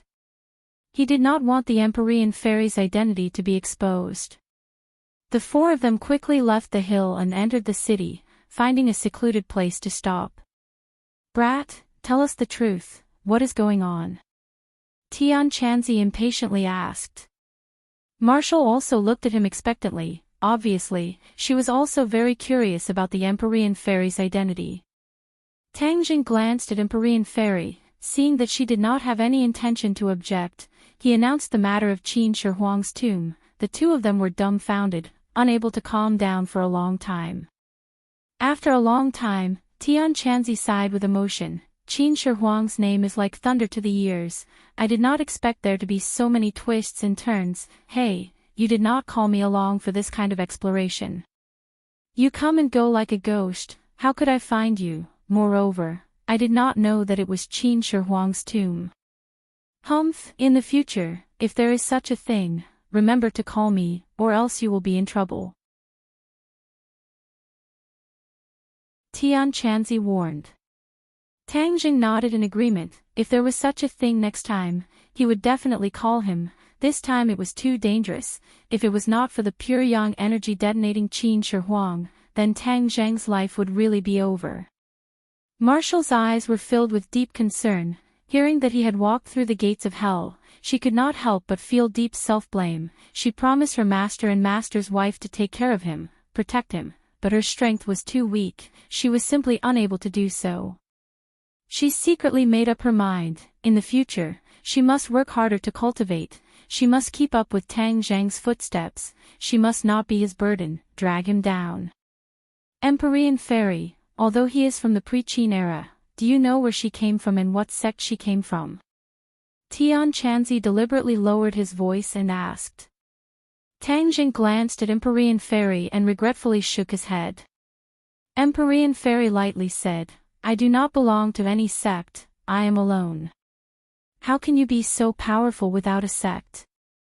Tianqianzi questioned. Why not? Empyrean Fairy asked back. Tianqianzi was speechless. He pulled Tang Jing again and said in an inaudible voice, Do you remember what I told you before? You have the 9 yang saint body, you must periodically absorb purine energy, only by balancing yin and yang can you preserve your life. You have also seen Qin Shi Huang's end, you definitely do not want to become like him.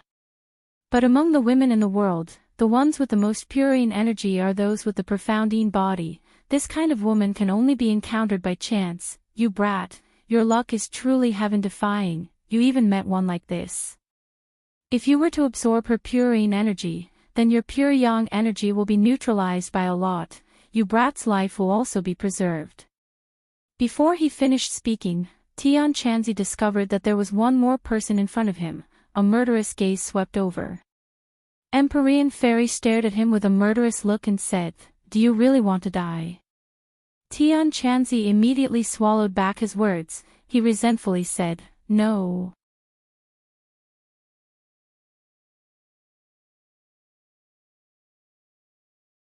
Chapter 744.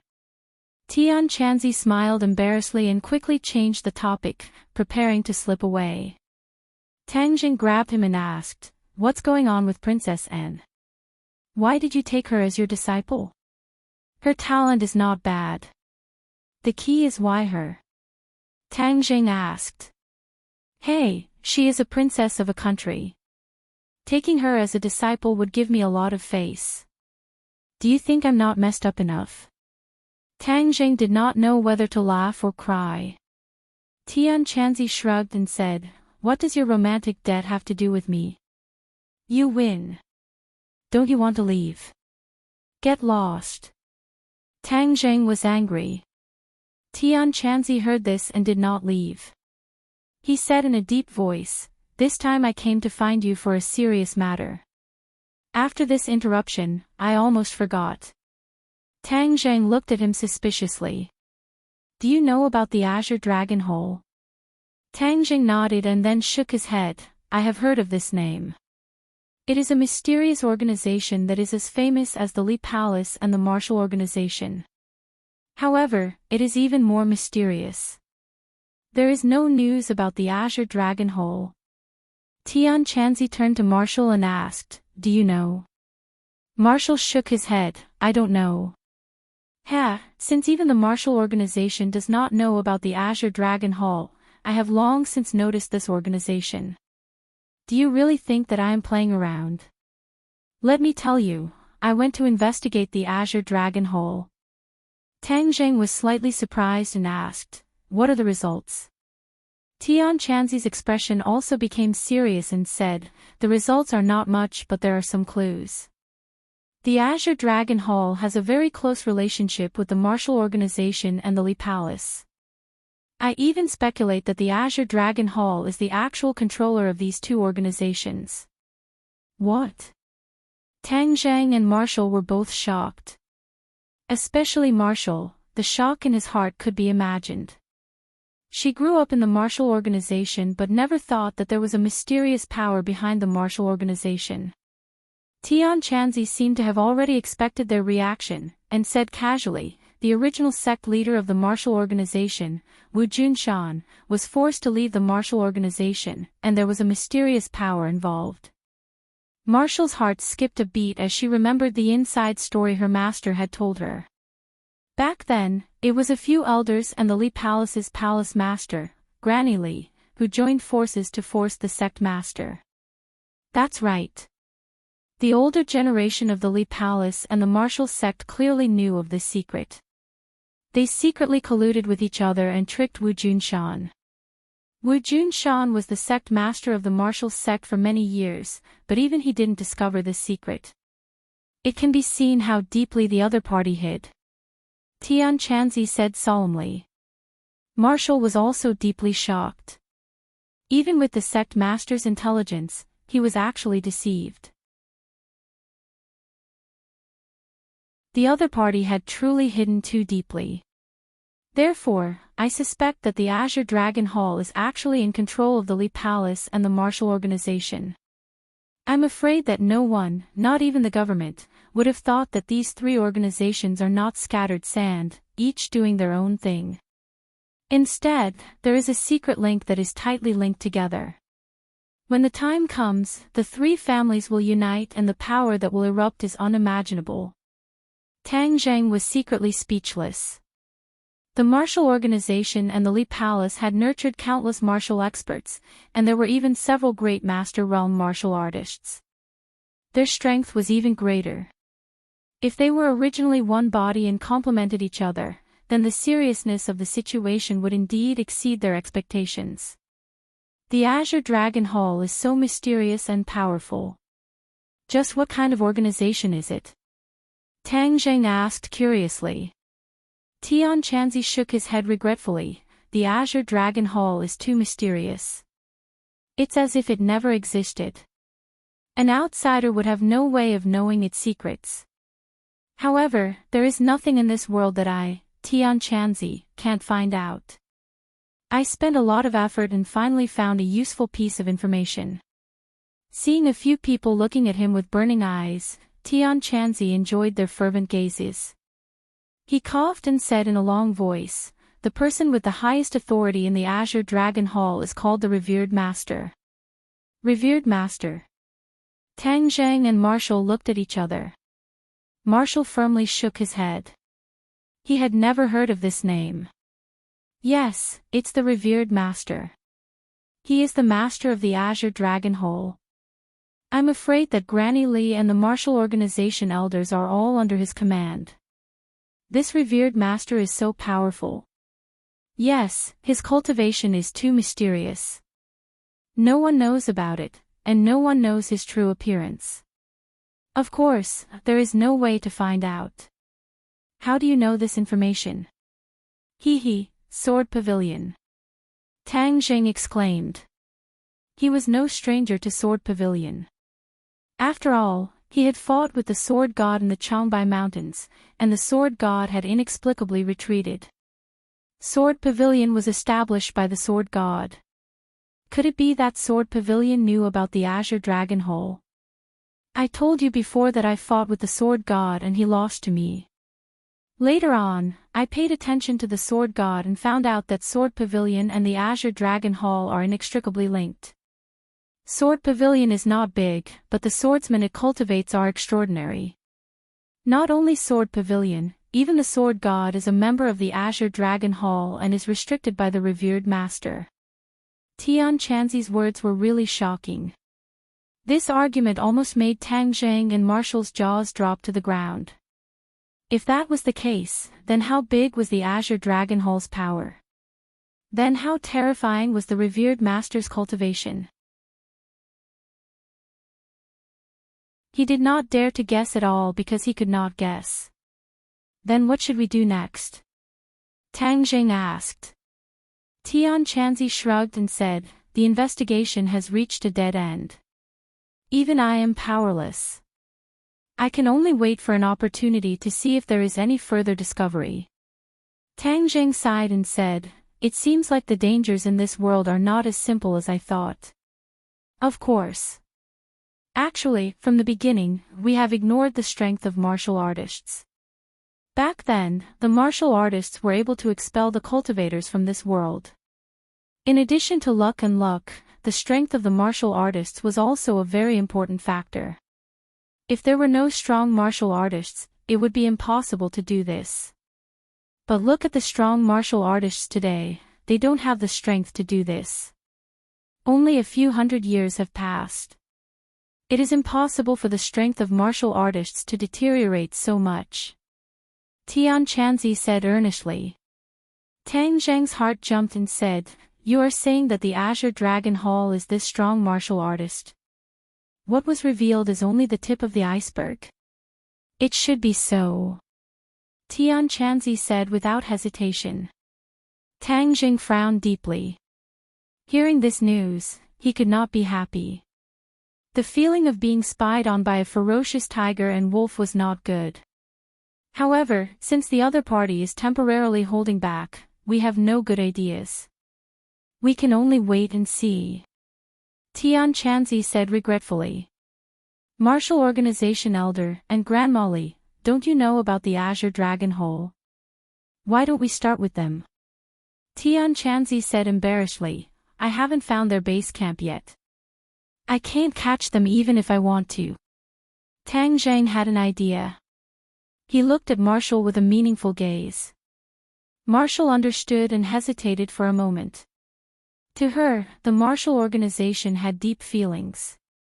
Since she was young, she was strictly forbidden from telling other people the details of the Martial Organization. However, she did not hesitate for long. The current martial order sect was no longer the martial order sect in her heart. It was a martial order sect that had been forcefully taken over by a few great elders. Furthermore, they had even schemed to frame her master and mistress. This was absolutely unacceptable. I can take you to the martial organization, Marshall said resolutely.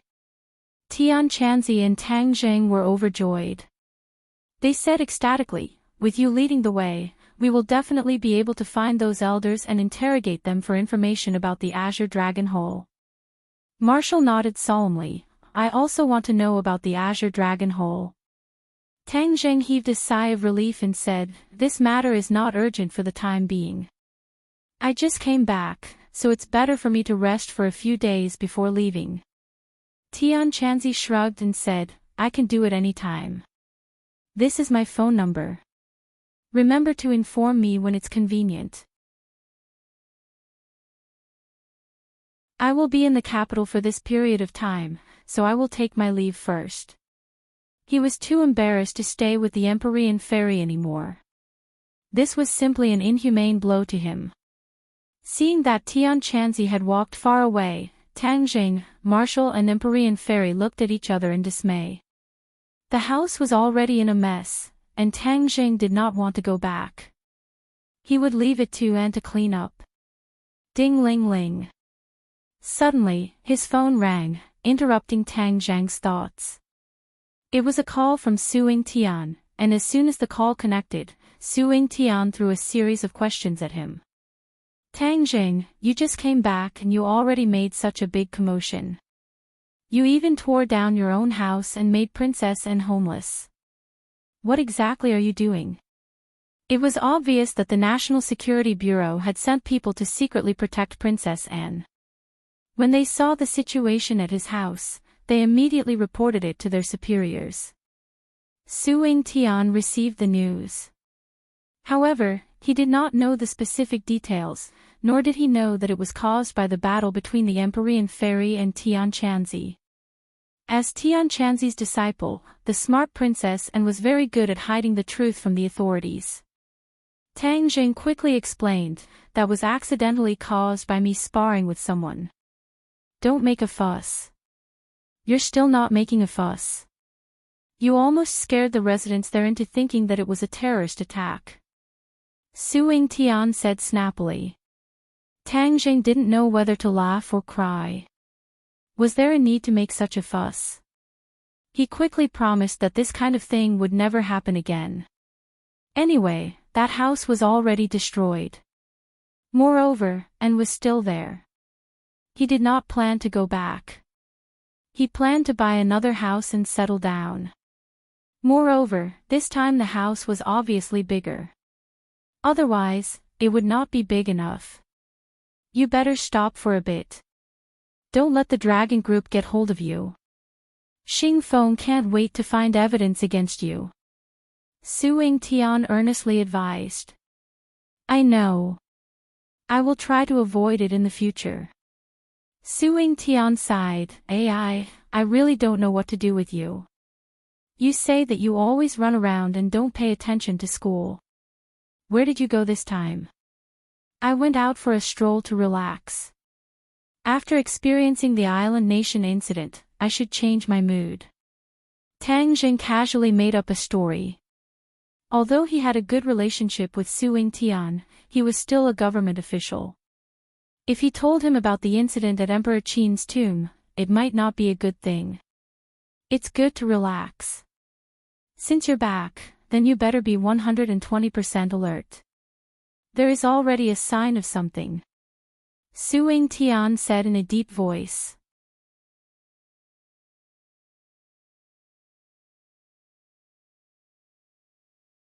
Chapter 745. Although Tang Zheng had guessed it, he did not say it out loud. Instead, he asked, "What is it?" "Last time, you reminded us to pay attention to the missing people in the country. Now that we have found some clues, we are working hard to investigate. If there are results, we might be able to follow the clues and find out something," Su Tian said. Tang Zheng said that it was indeed so. He had guessed that this was the case. At that time, he had sternly warned the other party to guard against the 100 Faces Star Lord using the Mountain River Blood Sacrifice formation to summon the demon clan. There were so many people, not just one or two. As long as the other party made a move, they would definitely be exposed. But Tang Zheng did not feel happy. Because, once Su Tian's words were confirmed, then the lives of tens of thousands of Huaxia people would be threatened. This was definitely not something that Tang Zheng wanted to see. "When will there be a final result?" Tang Zheng asked. Su Tian hesitated for a moment and said, "I can't say for the time being, but I have already sent elite troops. As long as it is really a trick of the 100 Faces Star Lord, we will definitely be able to discover it in advance." "Okay, then I'll have to trouble you." For the time being, he could not come to a conclusion, so he could only wait. After hanging up the phone, he saw that Tang Zheng was thinking about where to find a place to live when Mu Hongyan called. Tang Zheng was very carefree as a hands-off shopkeeper. Everything was controlled by Mu Hongyan. One could imagine the hardships involved. Therefore, Tang Zheng was very respectful to Mu Hongyan. "Sister Mu, why are you looking for me?" "Tang Zheng, you're back in the capital? Hehe, you're quite well informed. I just arrived and you already know," Tang Zheng said with a smile. Mu Hongyan did not seem to be in high spirits and said, "Tang Zheng, are you free? Come to my house." "Ha!"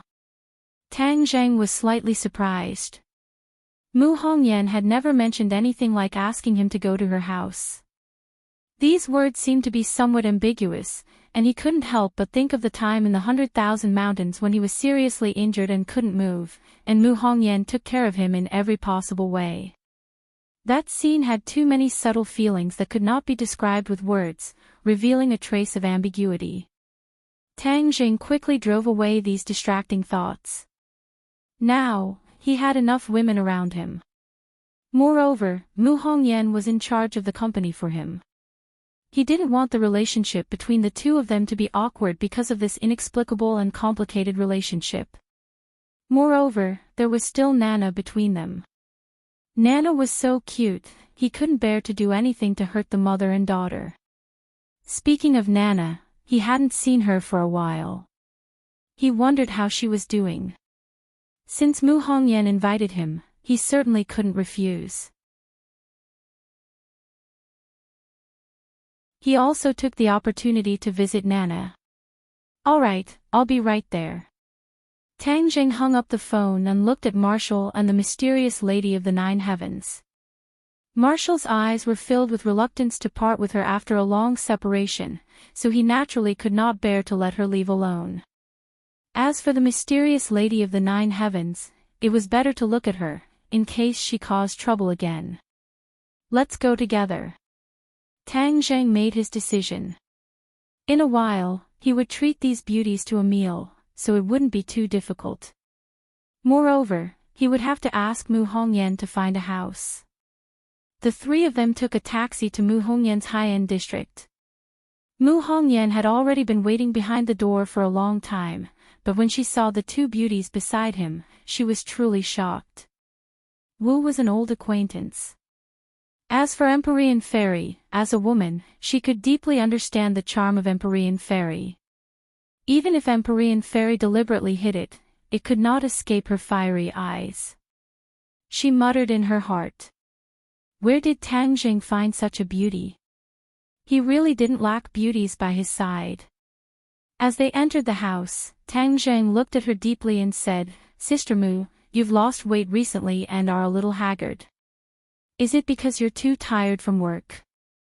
"Sigh, I'm really too incompetent. Such a big company has been handed over to you alone."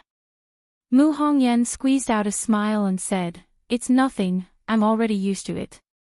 This is my field of expertise, the capable do more work." "Then why did you call me here today?" Mu Hongyan's face darkened. She turned her head and pointed at the bedroom door and said in a low voice, "Our family's Nana is throwing a tantrum with me and doesn't want to bother with me. I think only you can persuade her, so I've troubled you." "How could it be troublesome?" "Sister Mu, you don't have to be so polite with me." Mu Hongyan's heart relaxed and she smiled. "What happened to Nana?" "In the past, because of her body, she never went to school. Now that her body is better, I want her to integrate into the lives of her peers. So I found a very good school for her to experience the life of a normal child. But I didn't expect that after a few months, she didn't want to go to school anymore. I tried to persuade her a few times, but she still threw a tantrum with me. Just now, I taught her a lesson and she cried. Now that she's tired from crying, she fell asleep."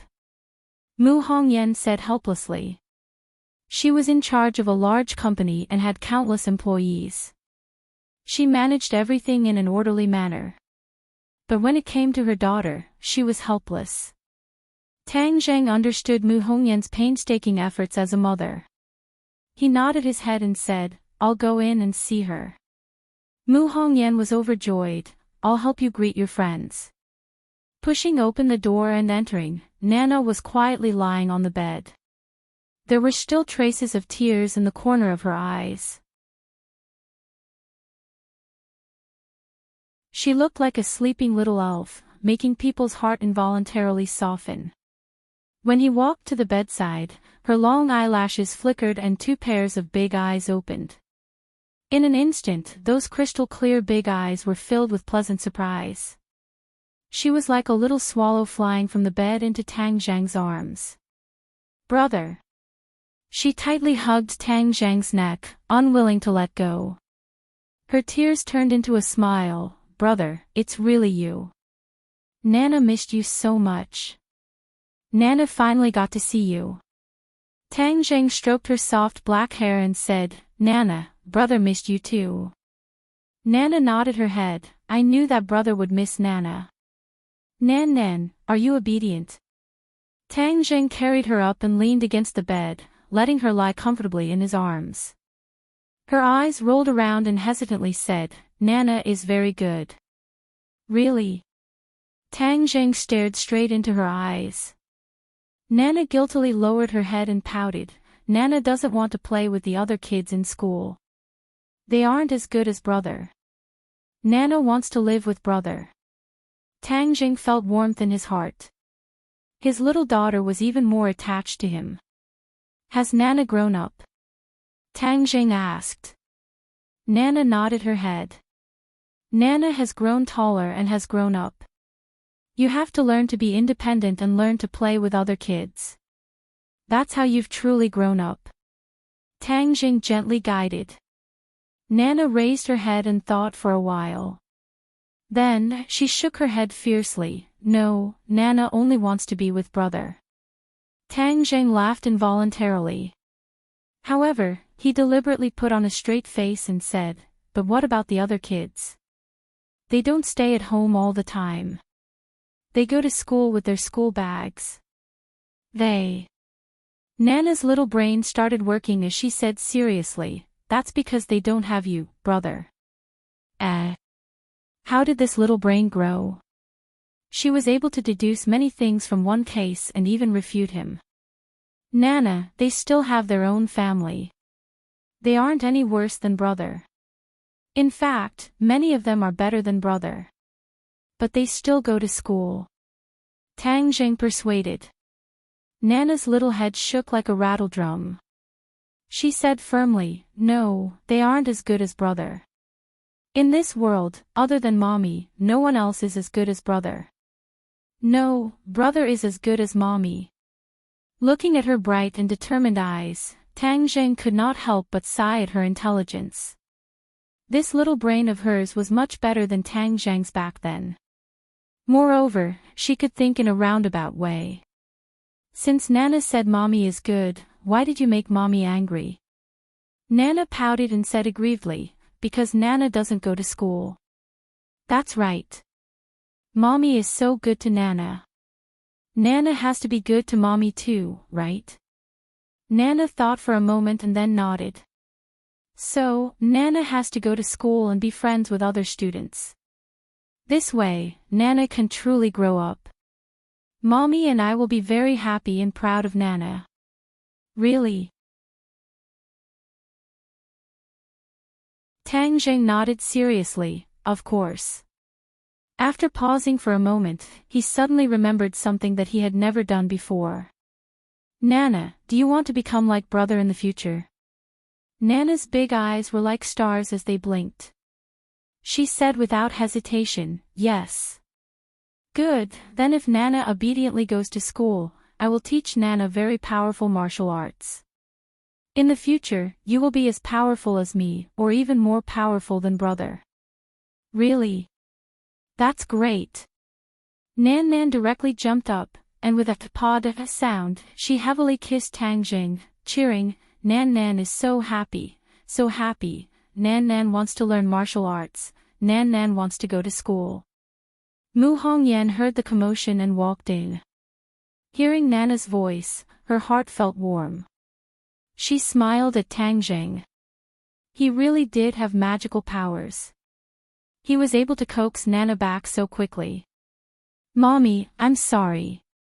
Nana was wrong. Nana will not be naughty in the future. I will go to school with other children. Nana obediently apologized. Mu Hongyan's eyes were moist. She almost burst into tears. She hugged Nana in her arms and emotionally said, My good daughter. Nana wants to learn martial arts.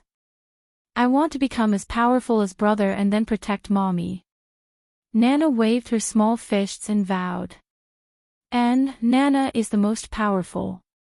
Mu Hongyan looked at Tang Zheng. She knew that he was going to teach Nana the cultivation method. Nana's father was also a cultivator. This could be considered as her inheriting her father's business and fulfilling her wish. The three of them came to the living room together. Nana directly hung onto Tang Zheng's body. She was unwilling to part with him for even a second. Tang Zheng also hugged her dotingly, fulfilling her wish. Empyrean Fairy and Marshall had already clearly heard the movements in the bedroom. Of course, they also knew that Tang Zheng was going to teach Nana magic. Marshall did not have much of a reaction because she already knew a thing or two. Empyrean Fairy's reaction was very strange. Ever since Nana appeared, her gaze never moved away. She stared straight at Nana. Tang Zheng sensed her strangeness. Just as he was about to ask her what was wrong, she solemnly shouted, She can't learn from you.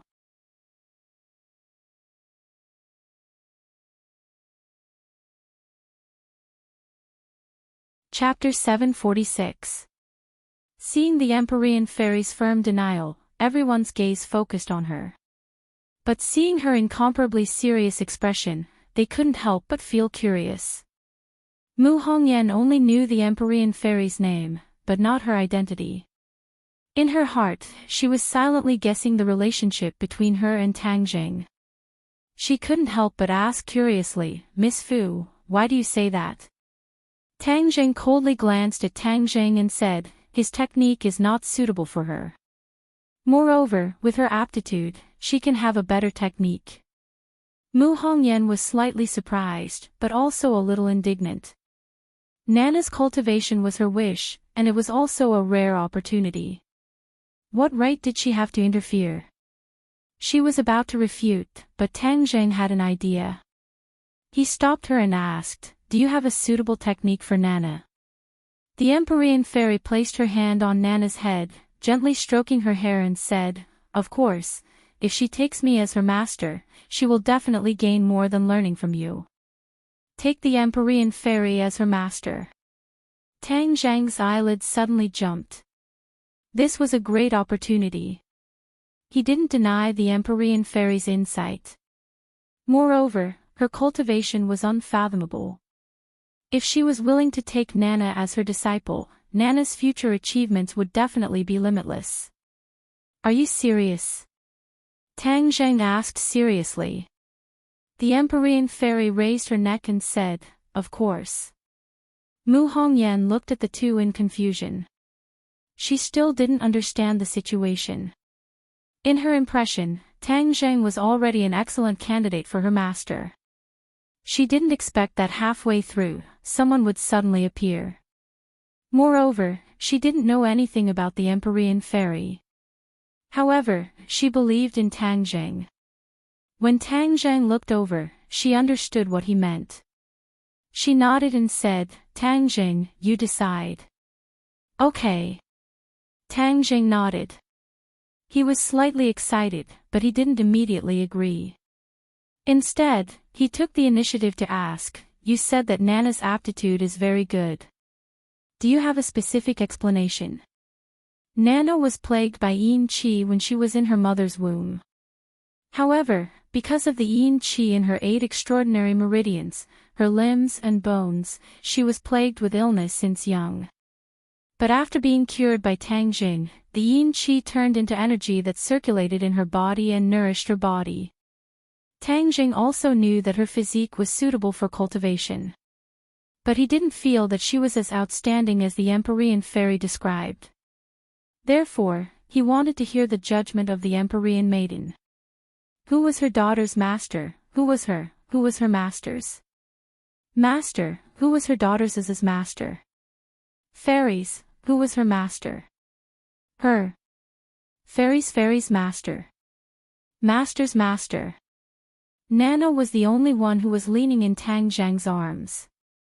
Her eyes were wide open as she looked at one person, then another. Of course, in her small eyes, the Empyrean fairy's beauty still moved her. She couldn't help but feel a sense of closeness. The Empyrean fairy wasn't in a hurry to answer. Instead, she asked, when she was in her mother's womb, was she plagued by yin qi? After she was born, she was plagued by illness. Mu Hongyan was stunned. She subconsciously looked at Tang Jing, thinking that he was the one who told her. Tang Jing shook his head. The Empyrean fairy's eyes were indeed as sharp as torches. Her judgment was so accurate. Seeing Tang Jing nod, the Empyrean fairy said, in ancient times, there were people who wanted to cultivate a special physique. When the mother was pregnant, they would use a secret method to nourish the fetus in the womb with yin qi. Many of these fetus didn't live to be born. The fetus died in the womb, and some died quickly after birth. There was another type of fetus that had a tenacious life force. When they were 5 or 6 years old, they would cultivate a secret method. This secret method was very special. It was tailor-made for them and could rapidly increase their cultivation. When everyone heard this, they all looked at Nana. Wasn't she the type of person that the Empyrean fairy was talking about? However, it wasn't to cultivate this type of physique on purpose. It was all a coincidence. Tang Jing tightly hugged Nana. His heart also became excited. If that was the case, then although Nana had suffered a lot these past few years, everything had its own destiny. It turned out that the first bitter and then the second, this was the opportunity. If she could really become very strong in the future, then it would be a kind of compensation for the pain. Mu Hongyan's eyes were already red. Tears welled up in her eyes as she said with heartache, who would be so ruthless to do such a thing to their own child? Obviously, as a mother, she would rather her daughter be safe and sound. She wouldn't want her daughter to have to suffer such pain. The Empyrean fairy seemed to be used to it.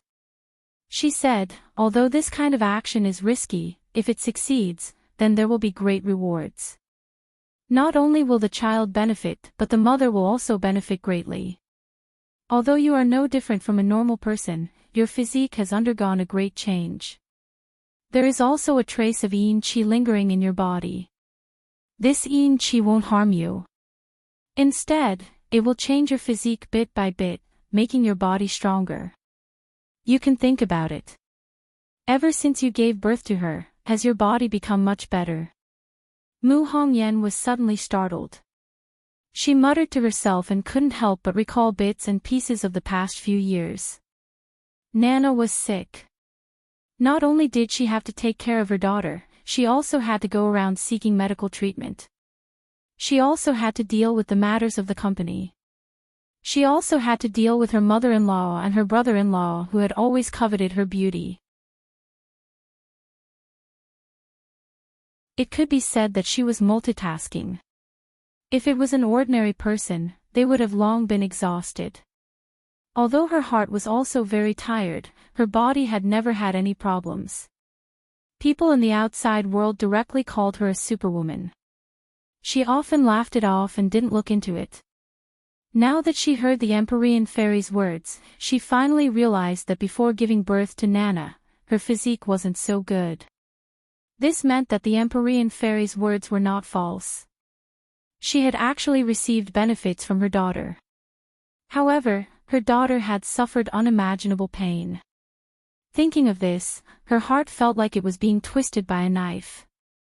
Tears flowed out of her eyes. The strong woman Mu Hongyan also finally exposed the most vulnerable side of a woman. She hugged Nana and sobbed, "Nana, mother is sorry." Nana reached out her small hand and stroked her mother's hair. "Mother, don't cry. Nana will be very good and won't make you angry again. Nana will go to school." Mu Hongyan heard this and her heart felt even more painful. She heavily kissed Nana's face and said, "Nana is the most obedient. Mother loves you the most. Nana also loves mother." Nan raised her jade-like face and kissed Mu Hongyan on the cheek as she said in a childish voice. Seeing that everyone was looking at her, Mu Hongyan took a deep breath and gradually restrained her emotions. She said embarrassedly, "I was too emotional. I'm sorry." The Empyrean fairy didn't find this strange and continued to say, "Your body is also suitable for cultivation. It is precisely because mother and daughter have benefited that there are people coming wave after wave to fight for a chance of survival. Nana's lifespan shouldn't have lasted until now. She must have been saved by someone, right?" Mu Hongyan looked gratefully at Tang Zheng and said, "All of this is thanks to Tang Zheng. If it wasn't for him, we wouldn't be here today.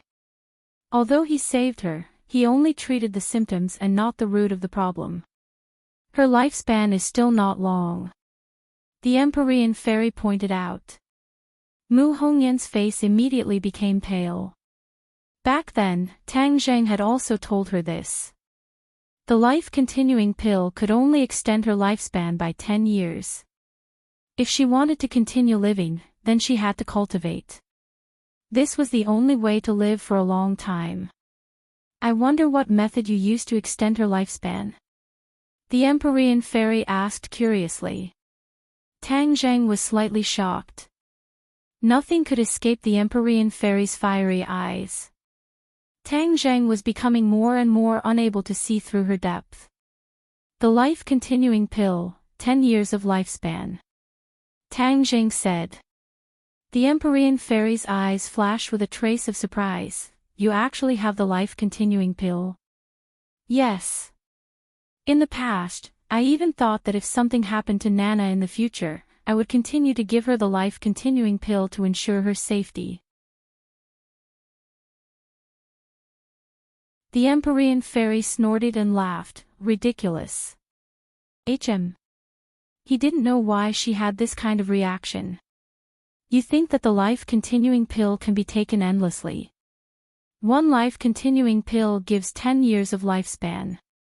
2 life-continuing pills give 20 years of lifespan." Tang Zheng was speechless. He really didn't know the answer. "Let me tell you, the life-continuing pill can only be used once in a person's lifetime. This is a heaven-stealing technique. Do you think it's as simple as playing house? A person can only extend their lifespan once. Even if they take more life-continuing pills in the future, it won't help. The Empyrean fairy said without any trace of politeness. Ah! Tang Zheng was shocked. He really didn't think that the life-continuing pill had this kind of restriction. But thinking about it carefully, he realized that the Empyrean fairy's words were very reasonable. If this was true, then as long as they took the life-continuing pill, wouldn't they be able to live forever? Wouldn't that be immortality? A person's body has its limits. Every day, it will age. The life-continuing pill isn't omnipotent because it can't awaken life force multiple times. It can only be used once in a person's lifetime. So if they want to live, they must maintain their body's vitality. Moreover, the life-continuing pill's 10 years of lifespan isn't omnipotent. Even if you kill him and destroy his body, he will still die without a doubt. What 10 years of lifespan is there to speak of? Tang Zheng's heart skipped a beat. His expression became more and more serious because he thought of more problems. His grandfather Tang Dehai's lifespan was extended by 10 years. But he was already old. If 10 years passed, his body's functions and vitality would be exhausted. Wouldn't that mean he would also leave him at that time? No. He couldn't accept this situation. He was very clear that as long as there weren't any accidents, he would definitely be able to live for a long time. He didn't want to not have his grandfather by his side in his life. Ever since he was young, the feeling of relying on each other was already deeply ingrained in his bones. Then how can I solve this problem? Tang Zheng impatiently asked. Cultivate. And cultivate a cultivation method that is suitable for you. This is the way to immortality. The Empyrean fairy gave the answer. Mu Hongyan seemed to have grabbed onto a life-saving straw. She looked at the Empyrean fairy and asked, "You're saying that if my daughter becomes your disciple, she will be able to overcome this crisis and live forever?"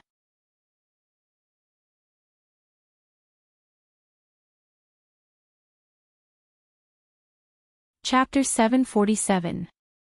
Mu Hongyan excitedly looked at Tang Zheng. Seeing him nod, she said, "Okay, Nana will be your disciple." Empyrean fairy's eyes flashed with joy as she nodded reservedly, "Okay." Tang Zheng rarely saw joy in Empyrean fairy's eyes. Her mood was like an ancient well that was always calm. However, becoming a disciple could cause her mood to fluctuate greatly. This made Tang Zheng very curious. He looked at Nana and wondered if Nana's aptitude was so good that the Empyrean fairy liked her so much. However, he didn't ask in detail. He believed that Empyrean fairy wouldn't lie. Although the two hadn't known each other for long, he had an inexplicable sense of trust towards the Empyrean fairy. The ceremony was very formal. Nana knelt down and kowtowed to the Empyrean fairy. This was requested by the Empyrean fairy. Nana confusedly became a disciple. She tilted her head and asked, "Big brother, then Nana can't learn martial arts from you in the future?" Tang Zheng rubbed her head and gently said, "Your master is more powerful than me. You'll be even more powerful if you learn from her." Nana's expression darkened as she said, "But Nana wants to learn from Big Brother." Seeing that she was disliked by her disciple, the Empyrean fairy swept her gaze towards Tang Zheng. Her gaze was incomparably sharp, like the edge of a knife. Tang Zheng was embarrassed and hurriedly persuaded, "Nana, be good and learn from your master. In the future, Big Brother will test you and see who's more powerful." Nana held her chin with her small hand and thought for a while before reluctantly saying, "Okay, Nana is the most obedient. I'll learn from my master and wait for Big Brother to test me in the future. However, Big Brother will always be the most powerful person in the world." Tang Zheng blushed a little. Wasn't there someone even more powerful in front of him? He wasn't so thick-skinned as to admit it. He smiled awkwardly and brushed it off. Mu Hongyan was very happy. It could be said that the stone hanging in her heart had been lifted. She said in high spirits, "Since you've become my disciple, then there must be a banquet. Let's go out and eat." With so many people, it was indeed not easy to cook at home. Therefore, they drove Mu Hongyan's car and went straight to Li Hongqing's private restaurant. This place had almost become Tang Zhang's designated place to receive guests. As usual, Li Hongqing was at the door early to greet them. Although she already knew that Tang Zhang was surrounded by beautiful women, she was still shocked by the beauty of the Empyrean fairy. Especially when a man like Tang Zhang walked together with 3 great beauties and a little beauty. That scene was extremely shocking. When the other guests saw this scene, they couldn't help but stop to watch and secretly point at them. Tang Zhang had already made a name for himself in the capital. These guests were either rich or noble. Most of them had heard of Tang Zhang's fierce reputation. After a private conversation, no one dared to have any ideas about these beauties. Although their beauty was attractive, it wasn't as important as their lives. There were even many people who took the initiative to greet Tang Zhang and hand over their business cards. Tang Zhang's eyes were sharp. He noticed that a few of them were familiar. He had seen them at Ji Wuxiang's club before, so he couldn't help but nod and greet them. Then, the group was personally received by Li Hongqing to a private room. Along the way, they attracted a lot of attention. Some people even took the initiative to stand and make way. Tang Zhang was surprised. When did he become so powerful? As if seeing through his thoughts, Li Hongqing waited for them to sit down before saying with a smile, "Young Master Tang, your illustrious reputation in the capital has spread. Especially at the top level, there is no one who doesn't know of you. It can be said that your reputation is like thunder. Not many people dare not give you face." Tang Zhang laughed involuntarily. "Am I that powerful?" "Of course." Li Hongqing nodded seriously. "Didn't you teach some people a lesson at Ji Wuxiang's club a while ago?" "That's right." "What's wrong with that?" Li Hongqing said with a smile, "Of course there's nothing wrong with it. But there is one thing that you might not know." "What is it?" "No one has ever dared to cause trouble at Ji Wuxiang's club. This is his reverse scale."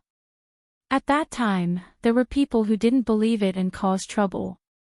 On the same day, both sides disappeared from the face of the earth. Li Hongqing's tone was relaxed, but the words she said were not relaxed at all. There was a kind of killing intent that hit him in the face. Tang Zhang was shocked. That club's guests were all rich and noble. How powerful was it to disappear from the face of the earth? Although young Master Yan had already told him that Ji Wuxiang was not ordinary, he had just ignored it and did not take it to heart. But now that he heard Li Hongqing's words, he knew that he had been too careless. "Young Master Tang, not only did you teach those ignorant playboys a lesson, you also obtained the support of Ji Wuxiang. This is enough to shock everyone." Hongqing may take the liberty to ask, could it be that young Master Tang and Ji Wuxiang have some kind of close relationship? Li Hongqing looked at Tang Zhang with curiosity. Tang Zhang slowly shook his head. "I didn't know him before, so how could we have any kind of close relationship?" Seeing that his expression was serious and that he was not lying, Li Hongqing was even more shocked. Just one meeting was enough to make Ji Wuxiang look at him in a new light and even break the rules he had set. Young Master Tang was really not an ordinary person. He always gave people surprises. Because of the club, these people are even more afraid of me. Tang Zhang asked inexplicably. Yes, fear is only one of the reasons. There is also respect. They revere you. In fact, with young Master Tang's performance after coming to the capital, even without this incident, it is enough to make them revere you. Li Hongqing said sincerely. Tang Zhang smiled embarrassedly. "You're exaggerating. How's business recently?" "Thanks to young Master Tang, business has been good." While they were talking, the delicacies were like flowing water on the table. Li Hongqing accompanied them and poured wine, but her gaze swept over Empyrean Fairy from time to time. Tang Zheng only introduced her name, so Li Hongqing could not guess her actual situation.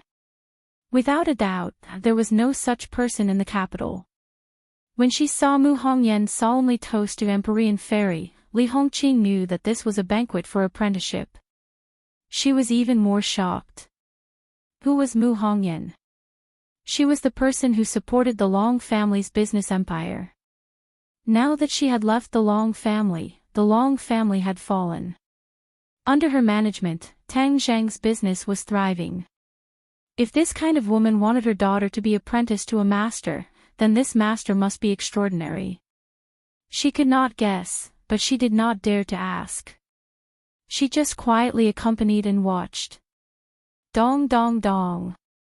The sound of knocking came from the door. Everyone subconsciously looked at the door. Li Hongqing frowned. Who was so blind? Didn't she say that no one was to disturb them? She quickly got up to open the door, but was met with a familiar face, the young master of the Yan family, Yan Luyun. "Ha, young Master Tang, you really are here. You have too much face. I wanted to book this private room just now, but President refused no matter what. This best private room has already become your private room, and it is usually not open to the public." Yan Luyun walked in with a big smile. Tang Jing also went up to greet him. Among the 4 young masters of the capital, he was the closest to Yan Luyun and the one who could talk the most. However, after hearing his words, Tang Zheng was slightly surprised. Li Hongqing actually treated him so well. He was really ashamed. Their parents also had nothing to say about him, but he didn't seem to have helped them much. Young Master Yan's words are too serious. This box was reserved by young Master Tang long ago. Of course I can't do anything about it. Li Hongqing explained. Yan Luyun understood and smiled. He didn't bother about such a small matter. His gaze swept around and looked at the Empyrean Fairy in surprise. However, he quickly moved his gaze away. Although the other party's beauty was soul-stirring, she was sitting with Tang Jing, so he definitely wouldn't give her a second glance.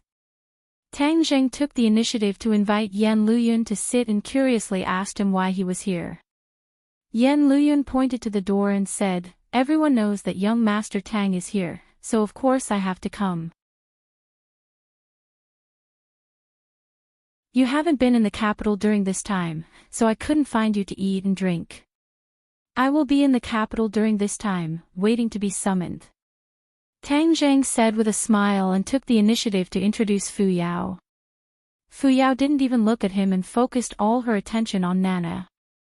Yan Luyun didn't feel left out.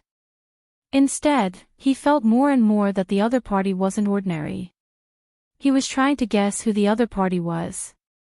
After 3 rounds of drinks, Yan Luyun said, "Young Master Tang, there's no time like the present. Let me arrange the following activities." Obviously, he wanted to spend more time with Tang Zheng and deepen their relationship. Tang Zheng glanced at the Empyrean Fairy and said with difficulty, "Young Master Yan, I won't hide it from you. I still haven't found a place to stay tonight, so I still have to find a place to stay." "Find a place to stay?" Yan Luyun was stunned. Even Li Hongqing was flabbergasted. With Tang Zheng's identity and status, how could he not have a place to stay? Who would believe this? But Tang Zheng's face was serious, so he definitely wasn't lying. Yan Luyun's heart moved as he said, "I have an empty property. If young Master Tang doesn't mind, you can directly live there." Li Hongqing also wanted to say the same thing, but after hearing Yan Luyun say it first, she swallowed her words. Moreover, she knew that if other guests heard Tang Zheng's words, they would definitely offer their houses without hesitation. This was a rare opportunity that only came once in 1,000 years. What was a house to them? Tang Zheng immediately shook his head. Although he had a good relationship with Yan Luyun, he wouldn't take advantage of him for no reason. Many thanks for young Master Yan's good intentions. I'm preparing to buy another house, preferably a bigger one. Tang Jing said. There were too many people around him and the house was too small. He didn't even have a place to sleep in the living room. A bigger one, of course, a villa is the best. My house is a villa, just right for you. Yan Luyun continued to recommend. Young Master Tang, if you continue to be so courteous with me, then you don't treat me as a brother. Let's go. We have nothing to do anyway. Let's go take a look first. Seeing Yan Luyun being so enthusiastic, Tang Jing really couldn't refuse, so he could only agree. Tang Jing got into Yan Luyun's car. Mu Hongyan drove the other three and followed Yan Luyun to their destination. Half an hour later, they arrived at their destination.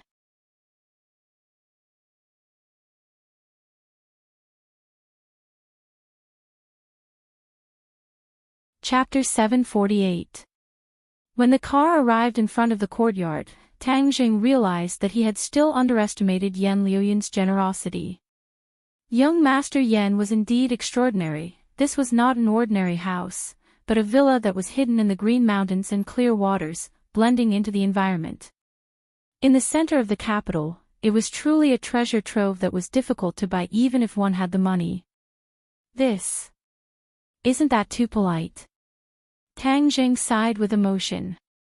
Yan Luyun did not mind, and said generously, this place is close to Yenqing University, so it's convenient to go back and forth, it's just right for you. This is the key, take it, don't be polite with me. The few of them walked in to take a look. There were many rooms in the two-story villa, with an independent garden and swimming pool. It was incomparably luxurious. The women's eyes lit up. Tang Jing could see the satisfaction in their eyes, so he did not argue and accepted it. That night, he stayed there, and even Nana insisted on staying, sharing a room with Mu Hongyan. Yan Luyun only invited Tang Jing to visit the Yan family as a guest when he was free. After that, he bid farewell and left, and secretly sent someone to transfer the villa to Tang Jing. Just like that, a priceless villa easily changed owners. Of course, compared to Tang Jing's identity and value, this was just child's play. Yan Luyun did not feel the slightest bit of heartache, on the contrary, he was secretly delighted. That night, Tang Jing started cultivating. He and Tian Chanzi had already agreed that once his cultivation stabilized, they would go to the martial sect to see the elders and investigate the truth of the Azure Dragon Palace. Thus, Tang Jing used his sleeping time to enter a meditative state and cultivate. The innate qi produced by the Jin Dan flowed through his meridians, consolidating his cultivation and tempering his body over and over again. The three-clawed golden dragon inside the dragon seal shone with a golden light, causing Tang Jing's entire body to be bathed in a golden light, making him look incomparably majestic. Under the refinement of the genuine qi, the primal chaos Vajra mantra started to circulate quickly, causing his muscles and bones to become exceptionally tough. When the sun rose in the sky, the golden light on his body increased greatly, and a layer of metallic luster filled his entire body from the inside out. His meridians became extremely tough, as if they were forged from steel. He suddenly opened his eyes. His eyes flashed as he shouted in surprise, Rebar. The third stage of the chaotic Vajra spell. He did not expect that after his cultivation had advanced by leaps and bounds, the chaotic Vajra spell would also have a huge breakthrough. This was actually related to his experiences in the ancient tomb. He had been severely injured by Qin Shi Huang. Whether it was his internal organs, body, or meridians, they had all suffered considerable damage. Later on, when he formed his golden core, his power increased tremendously. His true qi nourished his body and healed the damage. It was precisely because his body had suffered such a fierce blow and was nourished by the genuine qi that his body naturally became stronger. In addition to the chaotic Vidra spell, his body's resistance to attacks naturally increased, reaching the realm of steel. He moved his body, and his bones made cracking sounds. He had a feeling that even if an ordinary bullet hit his body, it might not be able to harm his life. When he walked out of the room, he smelled the fragrance of breakfast. Mu Hongyan was wearing an apron and was busy. The sunlight outside the window shone on her body, and she was like a wife bathed in radiance, causing one's heart to tremble. Mu Hongyan's beauty was completely different from other women. It was a mature charm that did not require any deliberate movements. Her every movement emitted a charm that caused one's heart to ripple. Seeing this scene, Tang Zheng could not help but think of the charming scene of the two of them being alone in the 10,000 huge mountains, causing his heart to become restless. Mu Hongyan seemed to have sensed the fiery gaze and raised her head to look. Seeing Tang Zheng staring straight at her with a fiery gaze, she could not help but panic and her cheeks flushed red. Although she was no longer a young girl who was ignorant of the world and was a strong woman who had experienced hundreds of battles in the business world, she was experienced and knowledgeable. However, every time she faced Tang Zheng alone, all of these experiences would turn into nothingness. On the contrary, the nature of a little woman in her heart would be exposed, catching her off guard. Right now, it was like this. She really had the urge to run away, but she forcefully suppressed it. Her cheeks were burning hot, but she pretended to be calm and asked, "You're up?" Tang Zheng was startled. He immediately calmed himself down and said, "Sister Mu, it's too troublesome for you to wake up so early to make breakfast." "It's not troublesome. It's more hygienic to make it myself than to buy it outside," Mu Hongyan said guiltily. "Let me help you." Tang Zheng volunteered, "I'll scoop the porridge." "I'll do it. There's no need for you to trouble yourself." Mu Hongyan tried to snatch the bowl from Tang Zheng's hand, but she accidentally bumped into it, causing the porridge in the bowl to spill out and fall directly onto her chest. "Ah!" she screamed in panic. The porridge that had just come out of the pot was still very hot. It spilled onto her chest and the rice soup even flowed into her white chest. One could imagine the taste. Tang Zheng did not expect it to be like this. He turned pale with fright and hurriedly used his hand to brush off the hot porridge. His big hand intimately came into contact with her chest. Mu Hongyan froze. She was dumbstruck as she looked at the big hand on her chest. It had already completely covered that area. Suddenly, she wished she could find a hole to hide in. Her eyes were dripping with tears.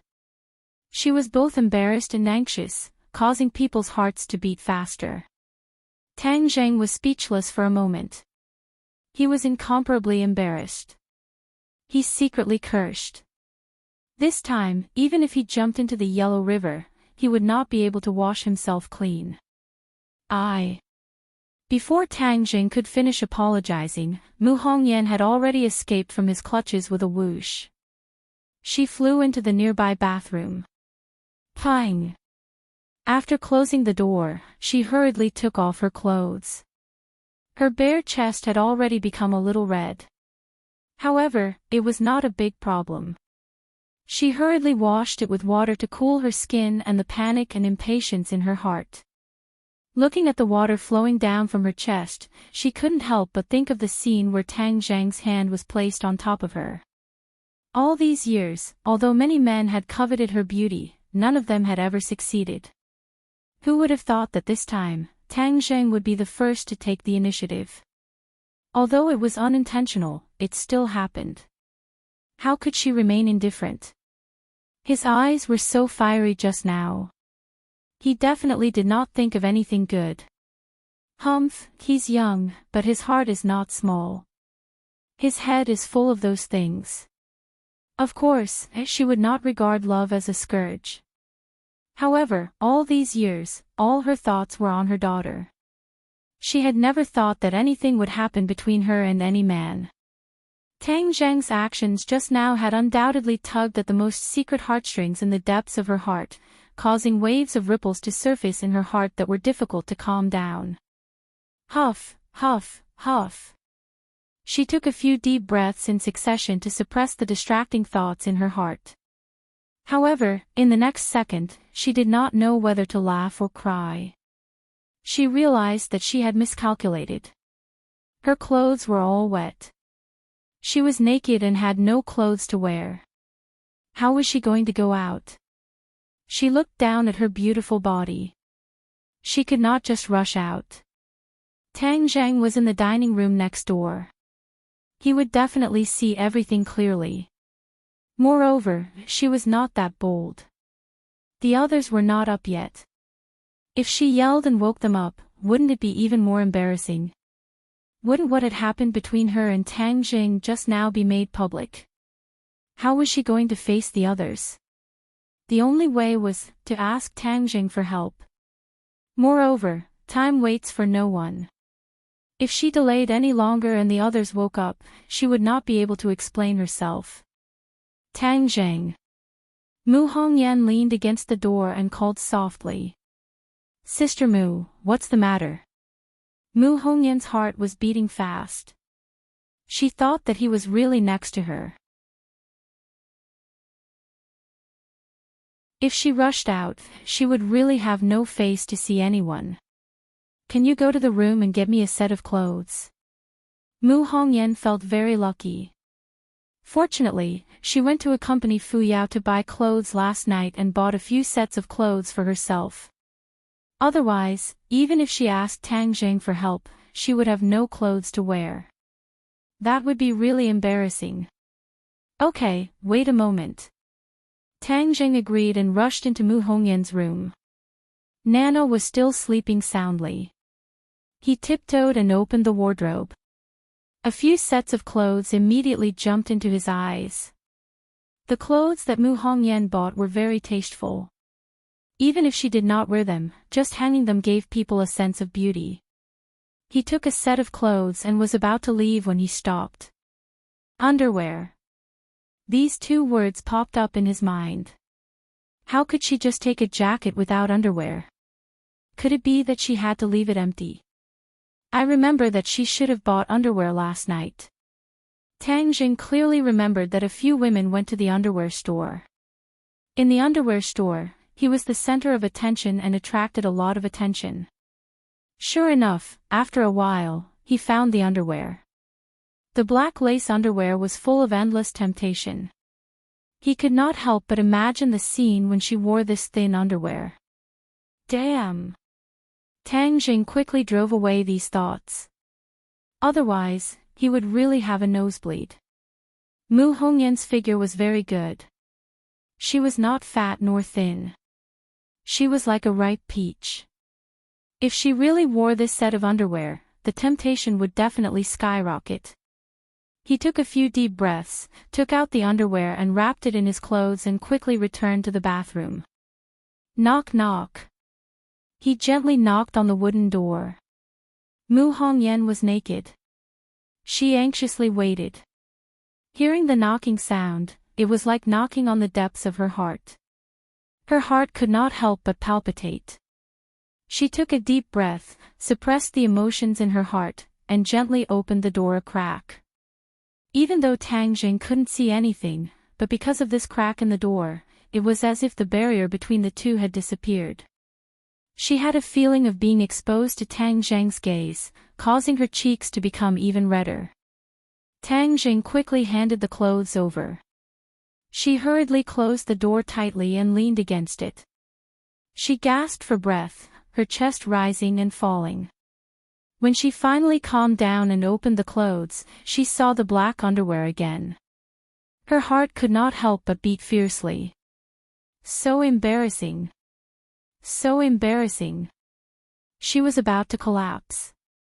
Even her most intimate clothing had touched his hands. How could she be calm? But was she not going to wear it?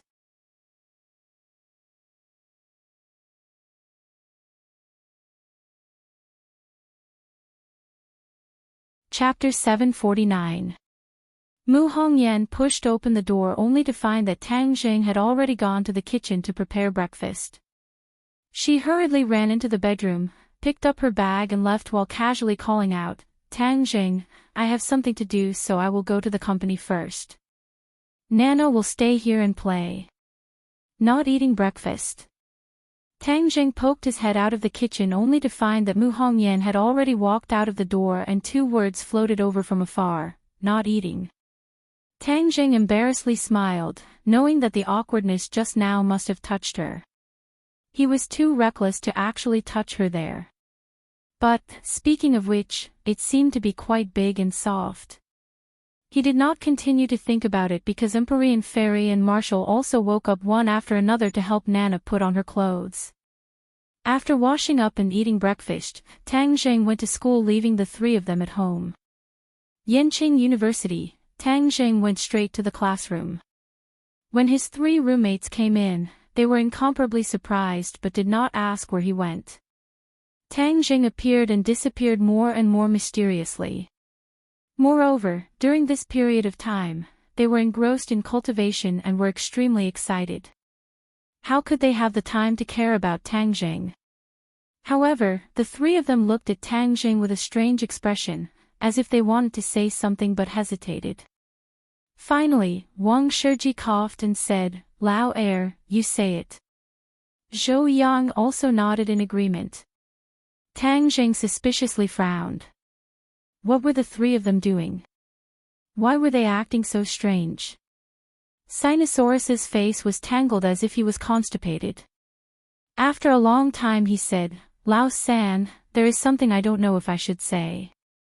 Tang Jing laughed and scolded, "If you have something to say then say it. If you have something to fart then fart. Why are you still acting mysterious with me? Lao San, you and Ding Dang really broke up?" Tang Jing was slightly startled and nodded. "Could it be that what you want to say is related to her?" "Yes." Sinosaurus looked as if he was facing death calmly. "She has a suitor." "Pursuer." Tang Jing felt as if his heart had been hit by a heavy hammer. He felt as if he was about to suffocate. His expression changed drastically. Seeing his reaction, several people said, "Lao San, is it really impossible for you and Ding Dang to be together? We've been together for so long. What kind of person are you? How could you lie to us? Look at your own reaction in the mirror. How do you feel when you hear this news? You definitely know better than us. Do you dare to ask yourself, do you really not have any feelings for her?" This. Tang Jing was speechless. Yi Ding Dang insisted on breaking up with him and refused to accept his life. Even if he had feelings for her, what could he do? This was an endless cycle with no solution. Who is chasing her? Tang Jing asked. Although they had broken up, he still wanted Ding Dang to be happy. Even if she was no longer with him, he still wanted to know the details of her pursuer. It seems to be the young master of a family. In any case, he's very awesome. Tang Jing frowned. Since it was the young master of a large family, then it must be someone who understood Yi Ding Dang's identity. If he dared to pursue her, then he must have the corresponding background. In this way, the range was greatly reduced. What's his surname? I think his surname is Song. Sinosaurus tilted his head and thought for a while. Zhou Yan nodded his head. Yes, his surname is Song, his name is Song Yu. Fang Fei and the others told us. Song Yu. Tang Jing was shocked. If it was anyone else, his reaction would not be so big, but the key was Song Yu, so his reaction could not be big. Why did Song Yu pop out again? Back then, he was already interested in Ding Dang.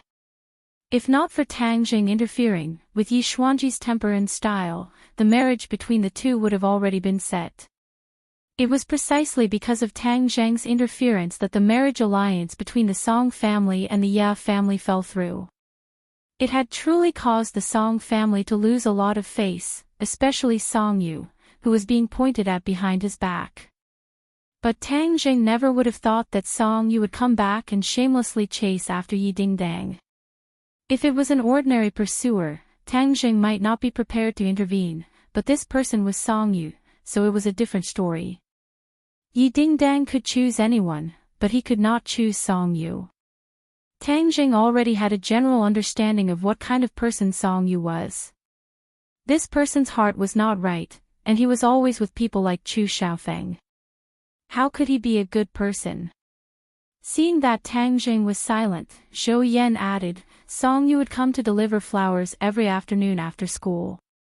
During this period of time, he would be very punctual. Moreover, he was very eye-catching, causing many love-struck fools to be envied. Song Yu had the looks, the money, and the status. He was indeed the best candidate for the Prince Charming in the hearts of countless love-struck fools. What was Dingdang's reaction? Tang Jing asked. Dingdang did not react, she pretended not to see it, but Song Yu persevered, as if he would not give up until he achieved his goal. Third brother, not many girls can resist the pursuit of such a tall, rich, and handsome man. As time passes, the other party might succeed. Sinosaurus advised earnestly. Wang Shiji thought deeply and encouraged, so, when it's time to make a move, you should make a move. That's what a man is. Then he'll come today. Definitely. He's downstairs from Dingdong's dormitory. Tang Zhang's eyes flashed with a murderous glint as his killing intent surged. The few of them were shocked and hurriedly advised, Third brother, what are you doing? Are you going to kill him?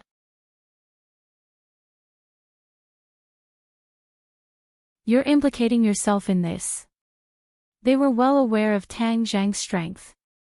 As the saying goes, when a gentleman is angry, blood will splash 5 steps away. When Tang Zhang is angry, blood will splash more than 5 steps away. Tang Jing turned a deaf ear and said, listen to the lecture in class. After saying that, he raised his head and stared at the blackboard with a serious look, but anyone with a discerning eye could tell that he was very angry and did not want anyone to get close to him. In the evening, Tang Jing went straight to Yi Dingdang's dormitory. The 3 roommates looked at each other and quietly followed him. If Tang Jing killed someone, they would definitely work together to stop him. In their hearts, they silently prayed that Song Yu would not come today. However, things did not go as they wished. From afar, they saw Song Yu holding a large bouquet of roses standing at the entrance of the dormitory building. The girls coming and going looked at her with envy, and some even wanted to rush up and recommend themselves. Of course, they hated themselves more for not being the girl he pursued. Tang Jing also saw it. Song Yu was holding a bouquet of flowers, looking like a jade tree facing the wind. He was indeed very charming, but in Tang Zhang's eyes, this charm was extremely annoying. Crack! He clenched his fists and his eyes seemed to be on fire. Suddenly, his pupils shrank as he saw a person walking out of the entrance, Yi Dingdang. Yi Dingdang expressionlessly walked in front of Song Yu and said, I already said that I won't accept your flowers. Song Yu was not angry at all and said, it's okay. Can we eat together today? No. Before Yi Dingdang could finish speaking, she saw Tang Jing walking over and her expression changed slightly. Song Yu sensed her strangeness and felt a strong murderous aura coming from behind her. She turned around and immediately saw Tang Jing walking over with a sullen face. However, she was not afraid at all. Instead, there was a trace of a smile in the depths of her eyes.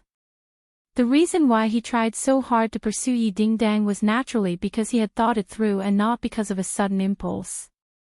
There were many reasons. One of them was to get back at Tang Jing for snatching Yi Dingdang from him. Now, he wanted to snatch her back and ruthlessly embarrass Tang Jing. As for whether he loved Yi Dingdang, of course not. Song Yu was a very wolfish person and even a narcissist. He never thought that he would fall in love with a woman. Perhaps he would have a good impression of her, but he had always loved himself the most. As for Yi Dingdang, he was using her more than anything. Other than annoying Tang Jing, he was also eyeing the power of the Ya family. If he really married Yi Dingdang, then the Song family and the Ya family would be more closely connected. At that time, the Song family would have a right-hand man. The Yi and Chu families would be like tigers that had grown wings. They would be able to kill the Yen family in seconds and even completely eradicate the Yen family. Song Yu was very ambitious. He was no longer satisfied with the current situation where the major families kept each other in check. That was the way the older generation did things. What he wanted was for his family to be the dominant one. The Song family would be in control of everything. No one would dare to go against the Song family. For this reason, he did not hesitate to put down his status and pursue Yi Dingdang regardless of rain or shine. He believed that he would succeed. Because Yi Xuanji had already loosened up. The Song and Yi families had begun to contact each other again. This was a good sign. In the future, as long as Yi Xuanji gave the word, Yi Dingdang's own will would not have much of an effect. Therefore, Yi Dingdang would be his sooner or later. This was fate. In the end, Yi Dingdang would not be able to escape from the palm of his hand. Of course, he knew from the beginning that he would definitely face Tang Zheng's anger. So when he saw him walking towards him, he was not afraid. Dingdang! Tang Zheng shouted in a deep voice. Yi Dingdang turned a deaf ear. Song Yu is not a good person. He has bad intentions. You can't agree to him. Yi Dingdang's eyes flashed with a complicated gaze and said, "What right do you have to judge yourself? He's not a good person, but you're one. Dingdang, I know you're angry with me. I have nothing to say, but you can't let your emotions affect your decisions. In the end, you'll only hurt yourself." Tang Zheng continued to persuade him. Yi Dingdang remained unmoved and said to Song Yu, "Didn't you give me flowers?" Song Yu understood tacitly and purposely gave Tang Zheng a provocative smile, attentively offering the fresh flowers. Yi Dingdang took the flowers and leaned over to smell them. He revealed a trace of a smile. "It smells good." "It's good that you like it," Song Yu said. "Tang Zheng, didn't you say that you liked me before? But have you ever given me flowers?" Yi Dingdang asked. Tang Zheng was silent. It was true that he had never given her flowers. Girls all like flowers, and I'm no exception. "Song Yu, didn't you want to invite me to dinner?" Song Yu cheerfully nodded. "Yes, I've prepared everything. Let's go." Yi Dingdang held the flowers and brushed past Tang Zheng. Song Yu smiled and glanced at Tang Zheng. Then she walked side by side with Yi Dingdang. Many people saw this scene and pointed at it. Tang Zheng was worthy of being called the most famous person on campus. This scene of him stealing someone's love was too gossipy. Moreover, the main characters were not ordinary people. It was a topic of gossip.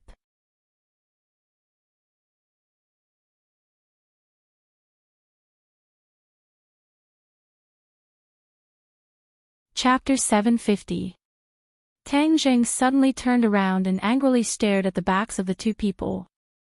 Seeing that they were about to sit in a luxurious sports car, Tang Zheng's figure flashed and blocked the door.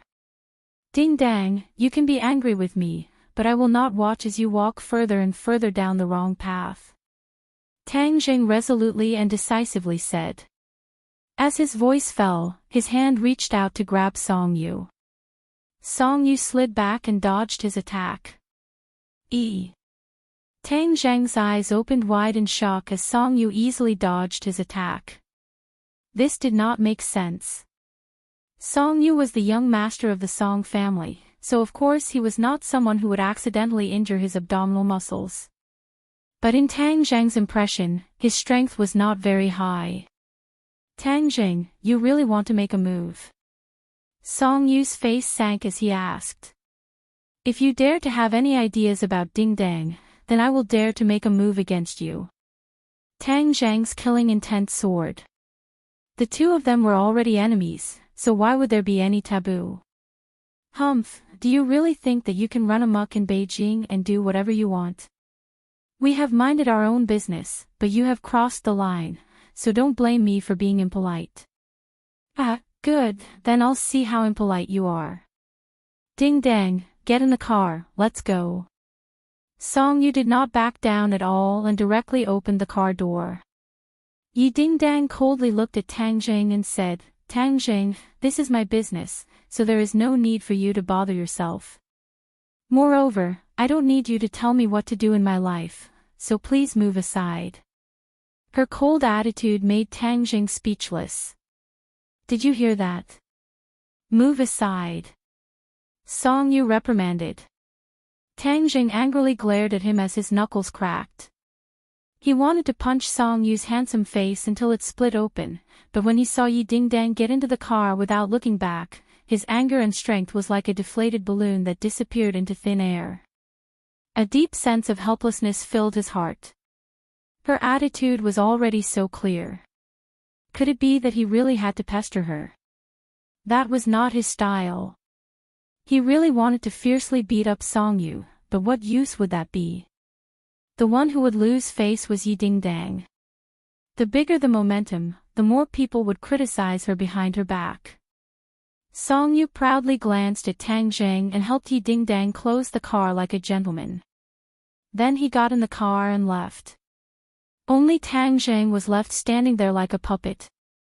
His three roommates had been observing from the side.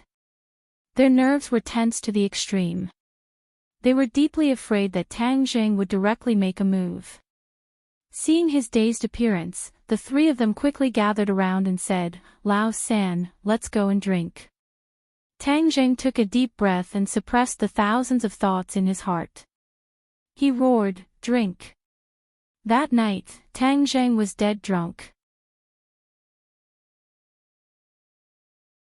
He had never been drunk before, but this time he wholeheartedly wanted to be drunk. If he committed a crime, he would not have to think about those things and forget about them. No wonder people like to drink after a breakup. Alcohol was indeed a good thing. The other three had risked their lives to accompany the gentleman, but they also became drunkards. The four of them supported each other, laughed loudly, sang loudly, and vented their emotions to their heart's content. It was an absurd night. Early in the morning, when Tang Zheng opened his eyes, he found himself in the dormitory. The others were still lying on the bed, snoring loudly. Sinosaurus even directly laid on the floor and fell asleep, drooling all over the floor. He shook his head a few times and vaguely remembered last night's absurd indulgence. He took a deep breath and faintly said, Those who go cannot be remonstrated, those who come can still be chased. The past is like smoke, gone with the wind. Last night's absurdity was like a farewell ceremony, bidding farewell to the past between him and Yi Ding Dang. Time flew by. Tang Zheng gradually healed the scars in his heart during his studies and cultivation. Moreover, Marshall had always been meticulously taking care of him, nourishing his spirit. It was as if the breakup had caused a great change in his state of mind. In addition, he constantly asked the Empyrean Fairy for guidance on cultivation. His cultivation advanced by leaps and bounds. In addition, he could already control the Sumra heavens as he wished, absorbing the spiritual energy in the bronze masks. In the end, when he used up a third of the bronze masks, he successfully reached the second grade of the Jindan stage. When the spiritual energy in the bronze masks was sucked away, the terracotta was immediately smashed to pieces. Tang Zheng did not feel the slightest bit of heartache. He had no use for these puppets. If they were destroyed, then so be it. Compared to the increase in his cultivation, it was insignificant. However, there was one thing that made Tang Zheng feel rather regretful. The four symbols venerable had suffered too much damage and could not continue fighting. He had tried countless methods, even asking Tian Chanzi and the Empyrean Fairy for guidance, but to no avail. This was not only because he had lost a powerful helper, but also because he felt that his life was not complete. Perhaps, he had unknowingly established a deep friendship with the Four Symbols Venerable One during the battles. Although he was regretful, there was nothing he could do. He could only hope that he would find a way to remedy the situation in the future. During this period, he paid a visit to the Yen family. Yen Luyun had gifted him such a villa, so of course he had to pay a visit to express his gratitude. However, when old man Yen saw him, his eyes almost popped out of their sockets. Although he could not see through Tang Zheng's cultivation, the strange aura emitted from Tang Zheng's body made him believe that Tang Zheng had truly entered the Grandmaster realm. Although Yan Potion's cultivation was still higher than Tang Zheng's, he was still a few rounds older than Tang Zheng. Anyone with a discerning eye could immediately tell who was higher and who was lower. Moreover, to have such a cultivation at such a young age was truly shocking. Immediately, Yan Potian became even more convinced of his daughter's prophecy. Mu Hongyan seemed to be avoiding him on purpose. Although the two of them had met, they couldn't help but feel a little awkward. As for the Empyrean fairy, she was engrossed in teaching Nana. She did not care about the affairs of the world and fulfilled the duty of a qualified master. Lu Qingmei was still on a business trip and was unable to return to the capital for a reunion. Fang Shishi's study abroad life was also uneventful. There was no danger and everything seemed to be calm. Princess Anne, on the other hand, was surrounding Tang Zheng, because that home had been repaired by her. However, Tang Zheng and Wu seemed to have disappeared from the face of the earth, so what was the point of her staying alone in an empty room? However, Tang Zheng had been purposely avoiding her, making it impossible for her to find him. Furthermore, she did not know that Tang Zheng had already moved into a big villa and abandoned that small house. His life seemed peaceful, but Tang Zheng's heart was always thinking about the Azure Dragon Palace. If he did not understand the Azure Dragon Palace, his heart would always be anxious. Seeing that his cultivation had stabilized, he decided to set off for the martial sect. Empyrean Fairy was not interested in this at all, so she stayed at home to teach Nana. As a result, only Wu and Tian Chanzi traveled together, but there were many dangers on this trip. Tang Zheng brought Xiaobai along, and when he brought Xiaobai back from the Imperial Palace, Empyrean Fairy was shocked once again. However, in the end, she was unable to tell Xiaobai's origins, but she was certain that Xiaobai was definitely not an ordinary demonic beast. Tang Zheng had long since stopped fantasizing about Xiaobai's origins. Even the 100 Transformation Star Lord and the 5-clawed Golden Dragon were unable to figure out Xiaobai's origins, so how many other people had the ability to do so? It seemed that this could only be an unsolvable mystery. The group of 3 people and 1 beast left the capital once again, but this time they took a plane and headed straight for Jiangnan. The headquarters of the martial organization was in Jiangnan, a river town, which was something that Tang Zheng never expected.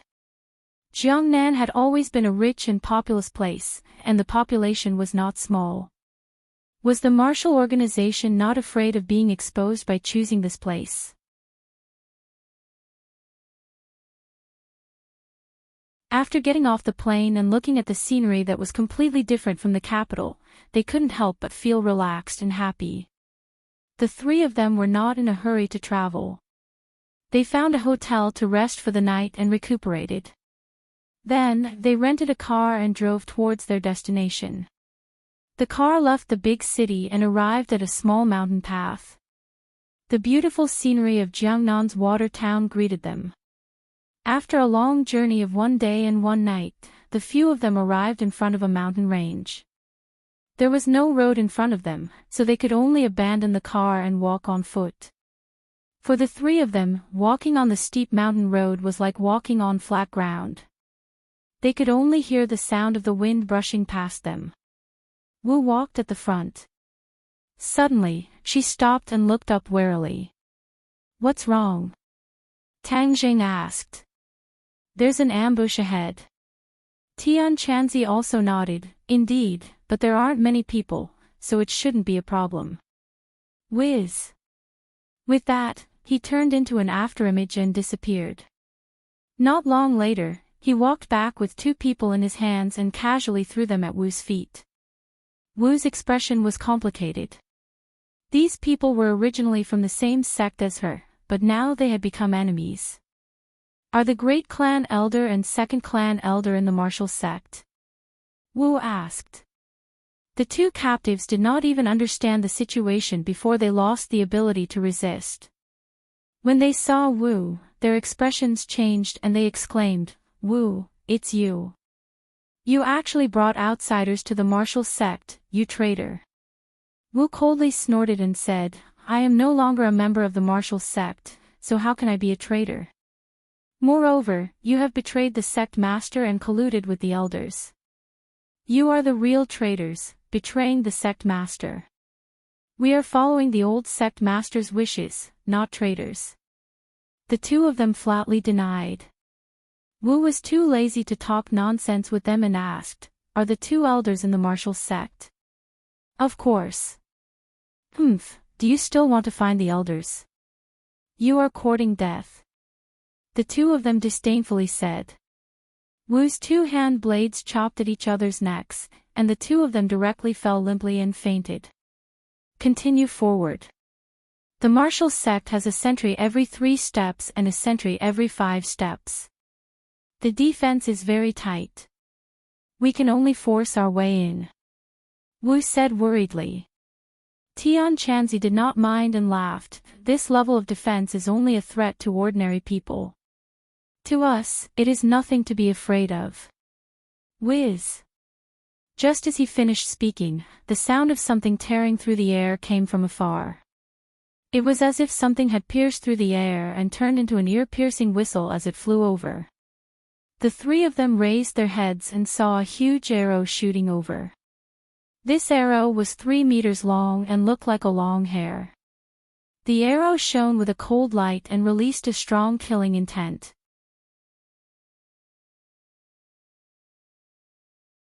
The whistling sound did not stop. Instead, it became more and more frequent. In the distant forest, densely packed long arrows shot out, almost the same as this arrow. This is an arrow formation. It is even more powerful than a bullet. Be careful, Wu shouted. The arrow formation was actually set up here and moved forward a few thousand meters.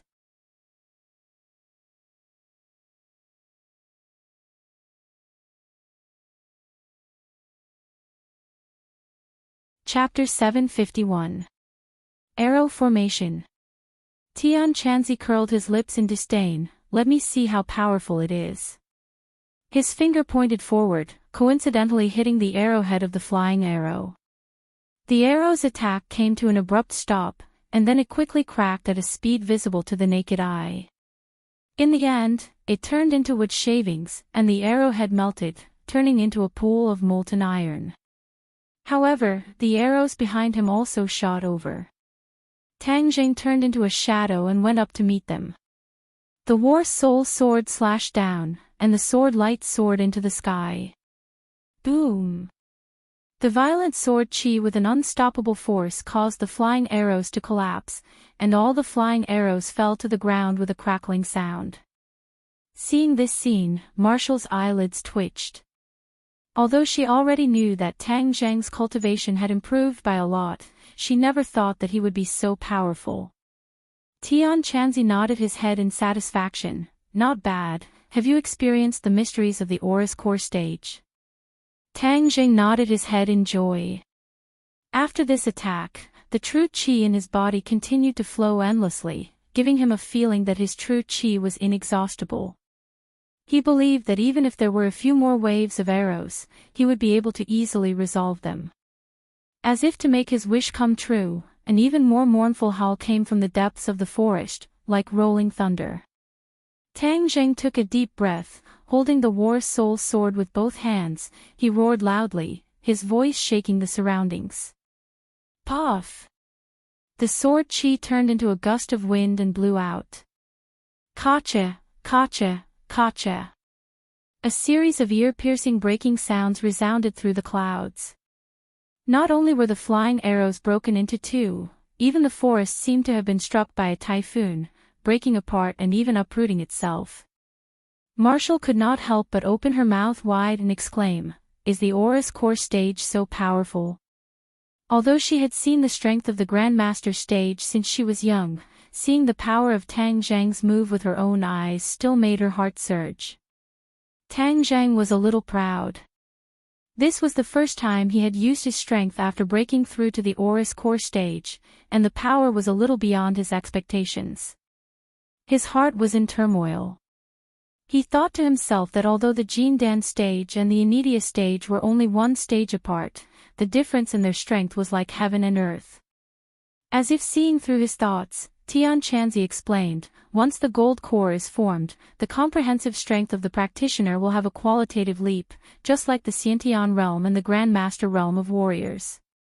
Only by condensing a golden core can one be considered to have truly stepped onto the path of cultivation and peek into the mysteries of the path of cultivation." Marshall's eyes could not help but reveal a look of envy, but more than that, she was happy for him.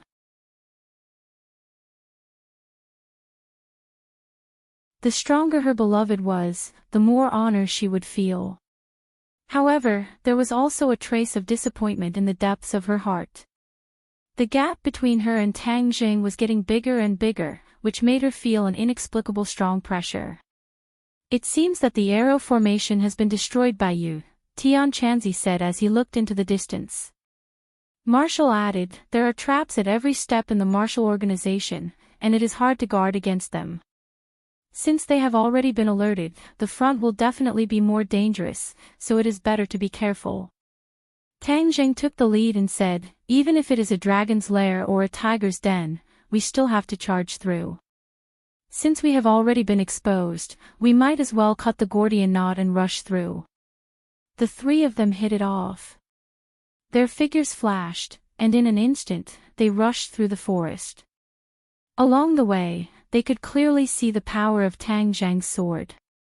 The trees were broken, and it was a complete mess. There were even corpses of martial organization disciples lying on the ground. It was clear that not only did the sword break the arrow formation, it even killed the enemy who was lying in ambush. After passing through the arrow formation, the three of them moved forward as fast as lightning. Suddenly, they stepped on empty air. Tang Zhang was shocked. Like a white crane spreading its wings, he soared into the sky. Tian Chanzi directly floated in the air. As for Marshall, she flew forward with the tip of her foot, but the place she landed on was still empty. Below, a cold light flashed, and it was unknown how dangerous it was. "Be careful!" Tang Jing shouted, and hurriedly grabbed Marshall into his embrace, and the two of them quickly fell down. War Soul Sword. Tang Jing roared. The War Soul Sword was unsheathed and floated in the air.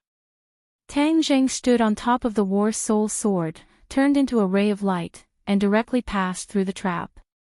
Not only could the Imperial Sword technique kill enemies, it could also save lives at critical moments. Tian Chanzi was as light as the wind. His feet did not touch the ground, and he easily crossed over. Looking back, the trap was as big as a few main courts. There was no place to borrow strength from, and it was a gap that even pre-celestial stage martial artists could not cross. Marshall snuggled in Tang Zhang's embrace, her heart filled with fear. If she had charged in alone, she would have lost her life. These traps were far more dangerous than before. It was obvious that the elders had deliberately guarded against their attacks. The martial organization is there. Marshall reluctantly left Tang Zhang's embrace, and pointed to the mountain peak not far away. "This is truly a treasured land." Tian Chanzi said, "It's much better than the place where the witch clan lives now. If we occupy this place, we can use it as the witch clan's residence."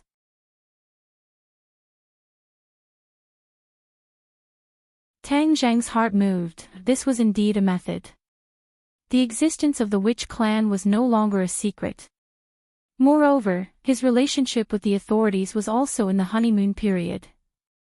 If he gathered the witch clan here, they would be able to help him even more than if they were abroad. However, this thought flashed through his mind and he rejected it. Although the officials' attitude towards cultivators was very magnanimous, it was impossible to predict what would happen in the future. In order to not be surrounded by a heavy army in the future, he still couldn't set up this kind of settlement in the country. However, this sentence reminded Tang Jing that since the martial sect and the rest had already settled down on the island, wouldn't the witch clan be able to do the same? Islands were different from continents. They could drift anywhere and it was difficult to completely surround them. Even if there were any unforeseen events in the future, they could still ensure their survival.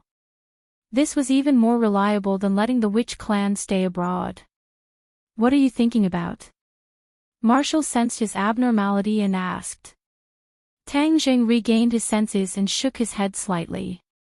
Looking at the towering mountain, he said, "We will definitely have to fight in close quarters. You must be careful. Although we used to be from the same sect, we are now life and death enemies. We cannot be soft-hearted." Marshall's expression was resolute as he said, "From the moment they betrayed the sect master, they were no longer my fellow sect members, but my enemies." The three of them climbed the mountain, and rustling sounds immediately came from the forest. They came from all directions, and one figure after another flashed like ghosts, making it extremely difficult to catch them. An earth-shattering killing intent assaulted their faces, causing them to be unable to breathe properly. "All of you, show yourselves."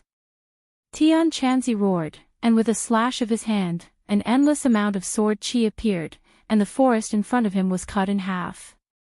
Blood splattered everywhere, and the ghost-like figure finally appeared. More than 30 people crowded the forest in front of them. All of them were brimming with killing intent and their faces were filled with ruthlessness. "Kill!" The crowd let out an earth-shaking roar and charged forward wave after wave. "Let's see whose gains are greater."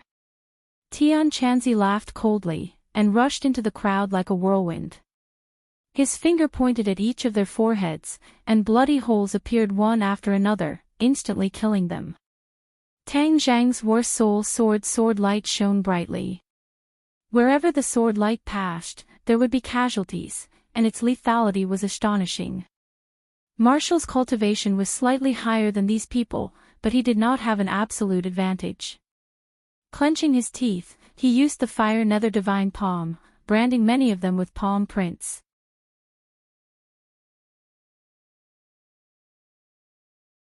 Not long later, none of the 30 or so enemies were still standing. Some of them fell to the ground and wailed miserably, while others directly reported to King Yama.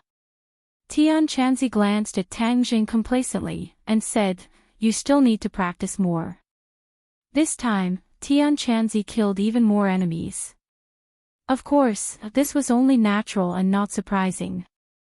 The three of them climbed up another mountain path, and a person rushed out from the forest, blocking in front of them. "Second Elder!" Marshall cried out in alarm. "Marshall, you traitor, you dare to lead outsiders to attack the martial sect. I should have killed you back then." The second elder looked down from above and shouted arrogantly. Marshall was not afraid at all, and retorted, "Second elder, you are the traitor of the martial sect, betraying the sect master." How can Wu Junshan represent the martial sect? The current martial sect is the purest martial sect, and we have eliminated you traitors. Since you didn't hide, and instead came to die, then I will fulfill your wish. The second elder was arrogant and used to being high and mighty. He did not put them in his eyes at all. Just as he finished speaking, he rushed down, the large blade in his hand emitting a cold light and killing intent. "If you want to hurt Marshall, you have to pass through me first." Tang Zheng leaped forward, and with a move of heaven flying immortal, in that moment, it was as if there was only this sword left in this world, and the war soul sword firmly locked onto the second elder. The second elder's expression changed slightly, and he hurriedly used his blade to block. Ka-cha! The large blade was cut into two, and the war soul sword slashed down from above. After cutting the large blade, its attack did not decrease. Puff! Blood splattered, and a line of blood extended from the top of the second elder's head to his crotch. Tang Jing did not even look, and directly kept the war soul sword, and walked past the second elder. Bang! Bang! The second elder was cut into two halves, and fell to the ground. He died with his eyes wide open, and his eyes were still filled with disbelief. Tian Chanzi's eyes lit up, and praised, "Good boy, you have already completely comprehended the essence of the heaven-flying immortal sword technique. This heaven-flying immortal is overbearing, but it does not lose its nimbleness and elegance." Although the second elder is also in the great scholar realm, he underestimated his opponent too much, and in the end, he was not your match.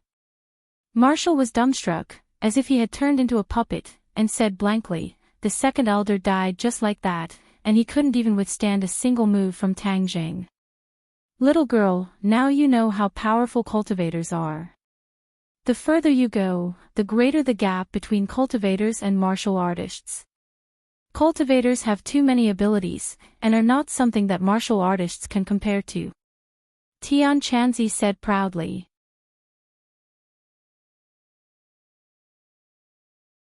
However, it is not easy for a martial artist to become a cultivator. Unless they cripple their entire life's cultivation, it would be wishful thinking. Cripple my entire life's cultivation. Martial heartstrings trembled, and quickly shook his head. Then I'll just be a martial artist. This is the right choice. Not everyone can be as abnormal as Tang Jing. His cultivation has advanced by leaps and bounds, and he doesn't seem like a human anymore. Turning into a cultivator halfway, often the final strength is not as good as continuing to persevere on the path of a martial artist. You're tuning into the LoveLore Library YouTube channel. We're so grateful for your support, and don't forget to subscribe to join us on this incredible journey through captivating stories. Your generosity through donations truly makes a world of difference, as it's the primary source of revenue that allows me to expand and enhance this channel for you. Thank you from the bottom of my heart for being a part of this adventure.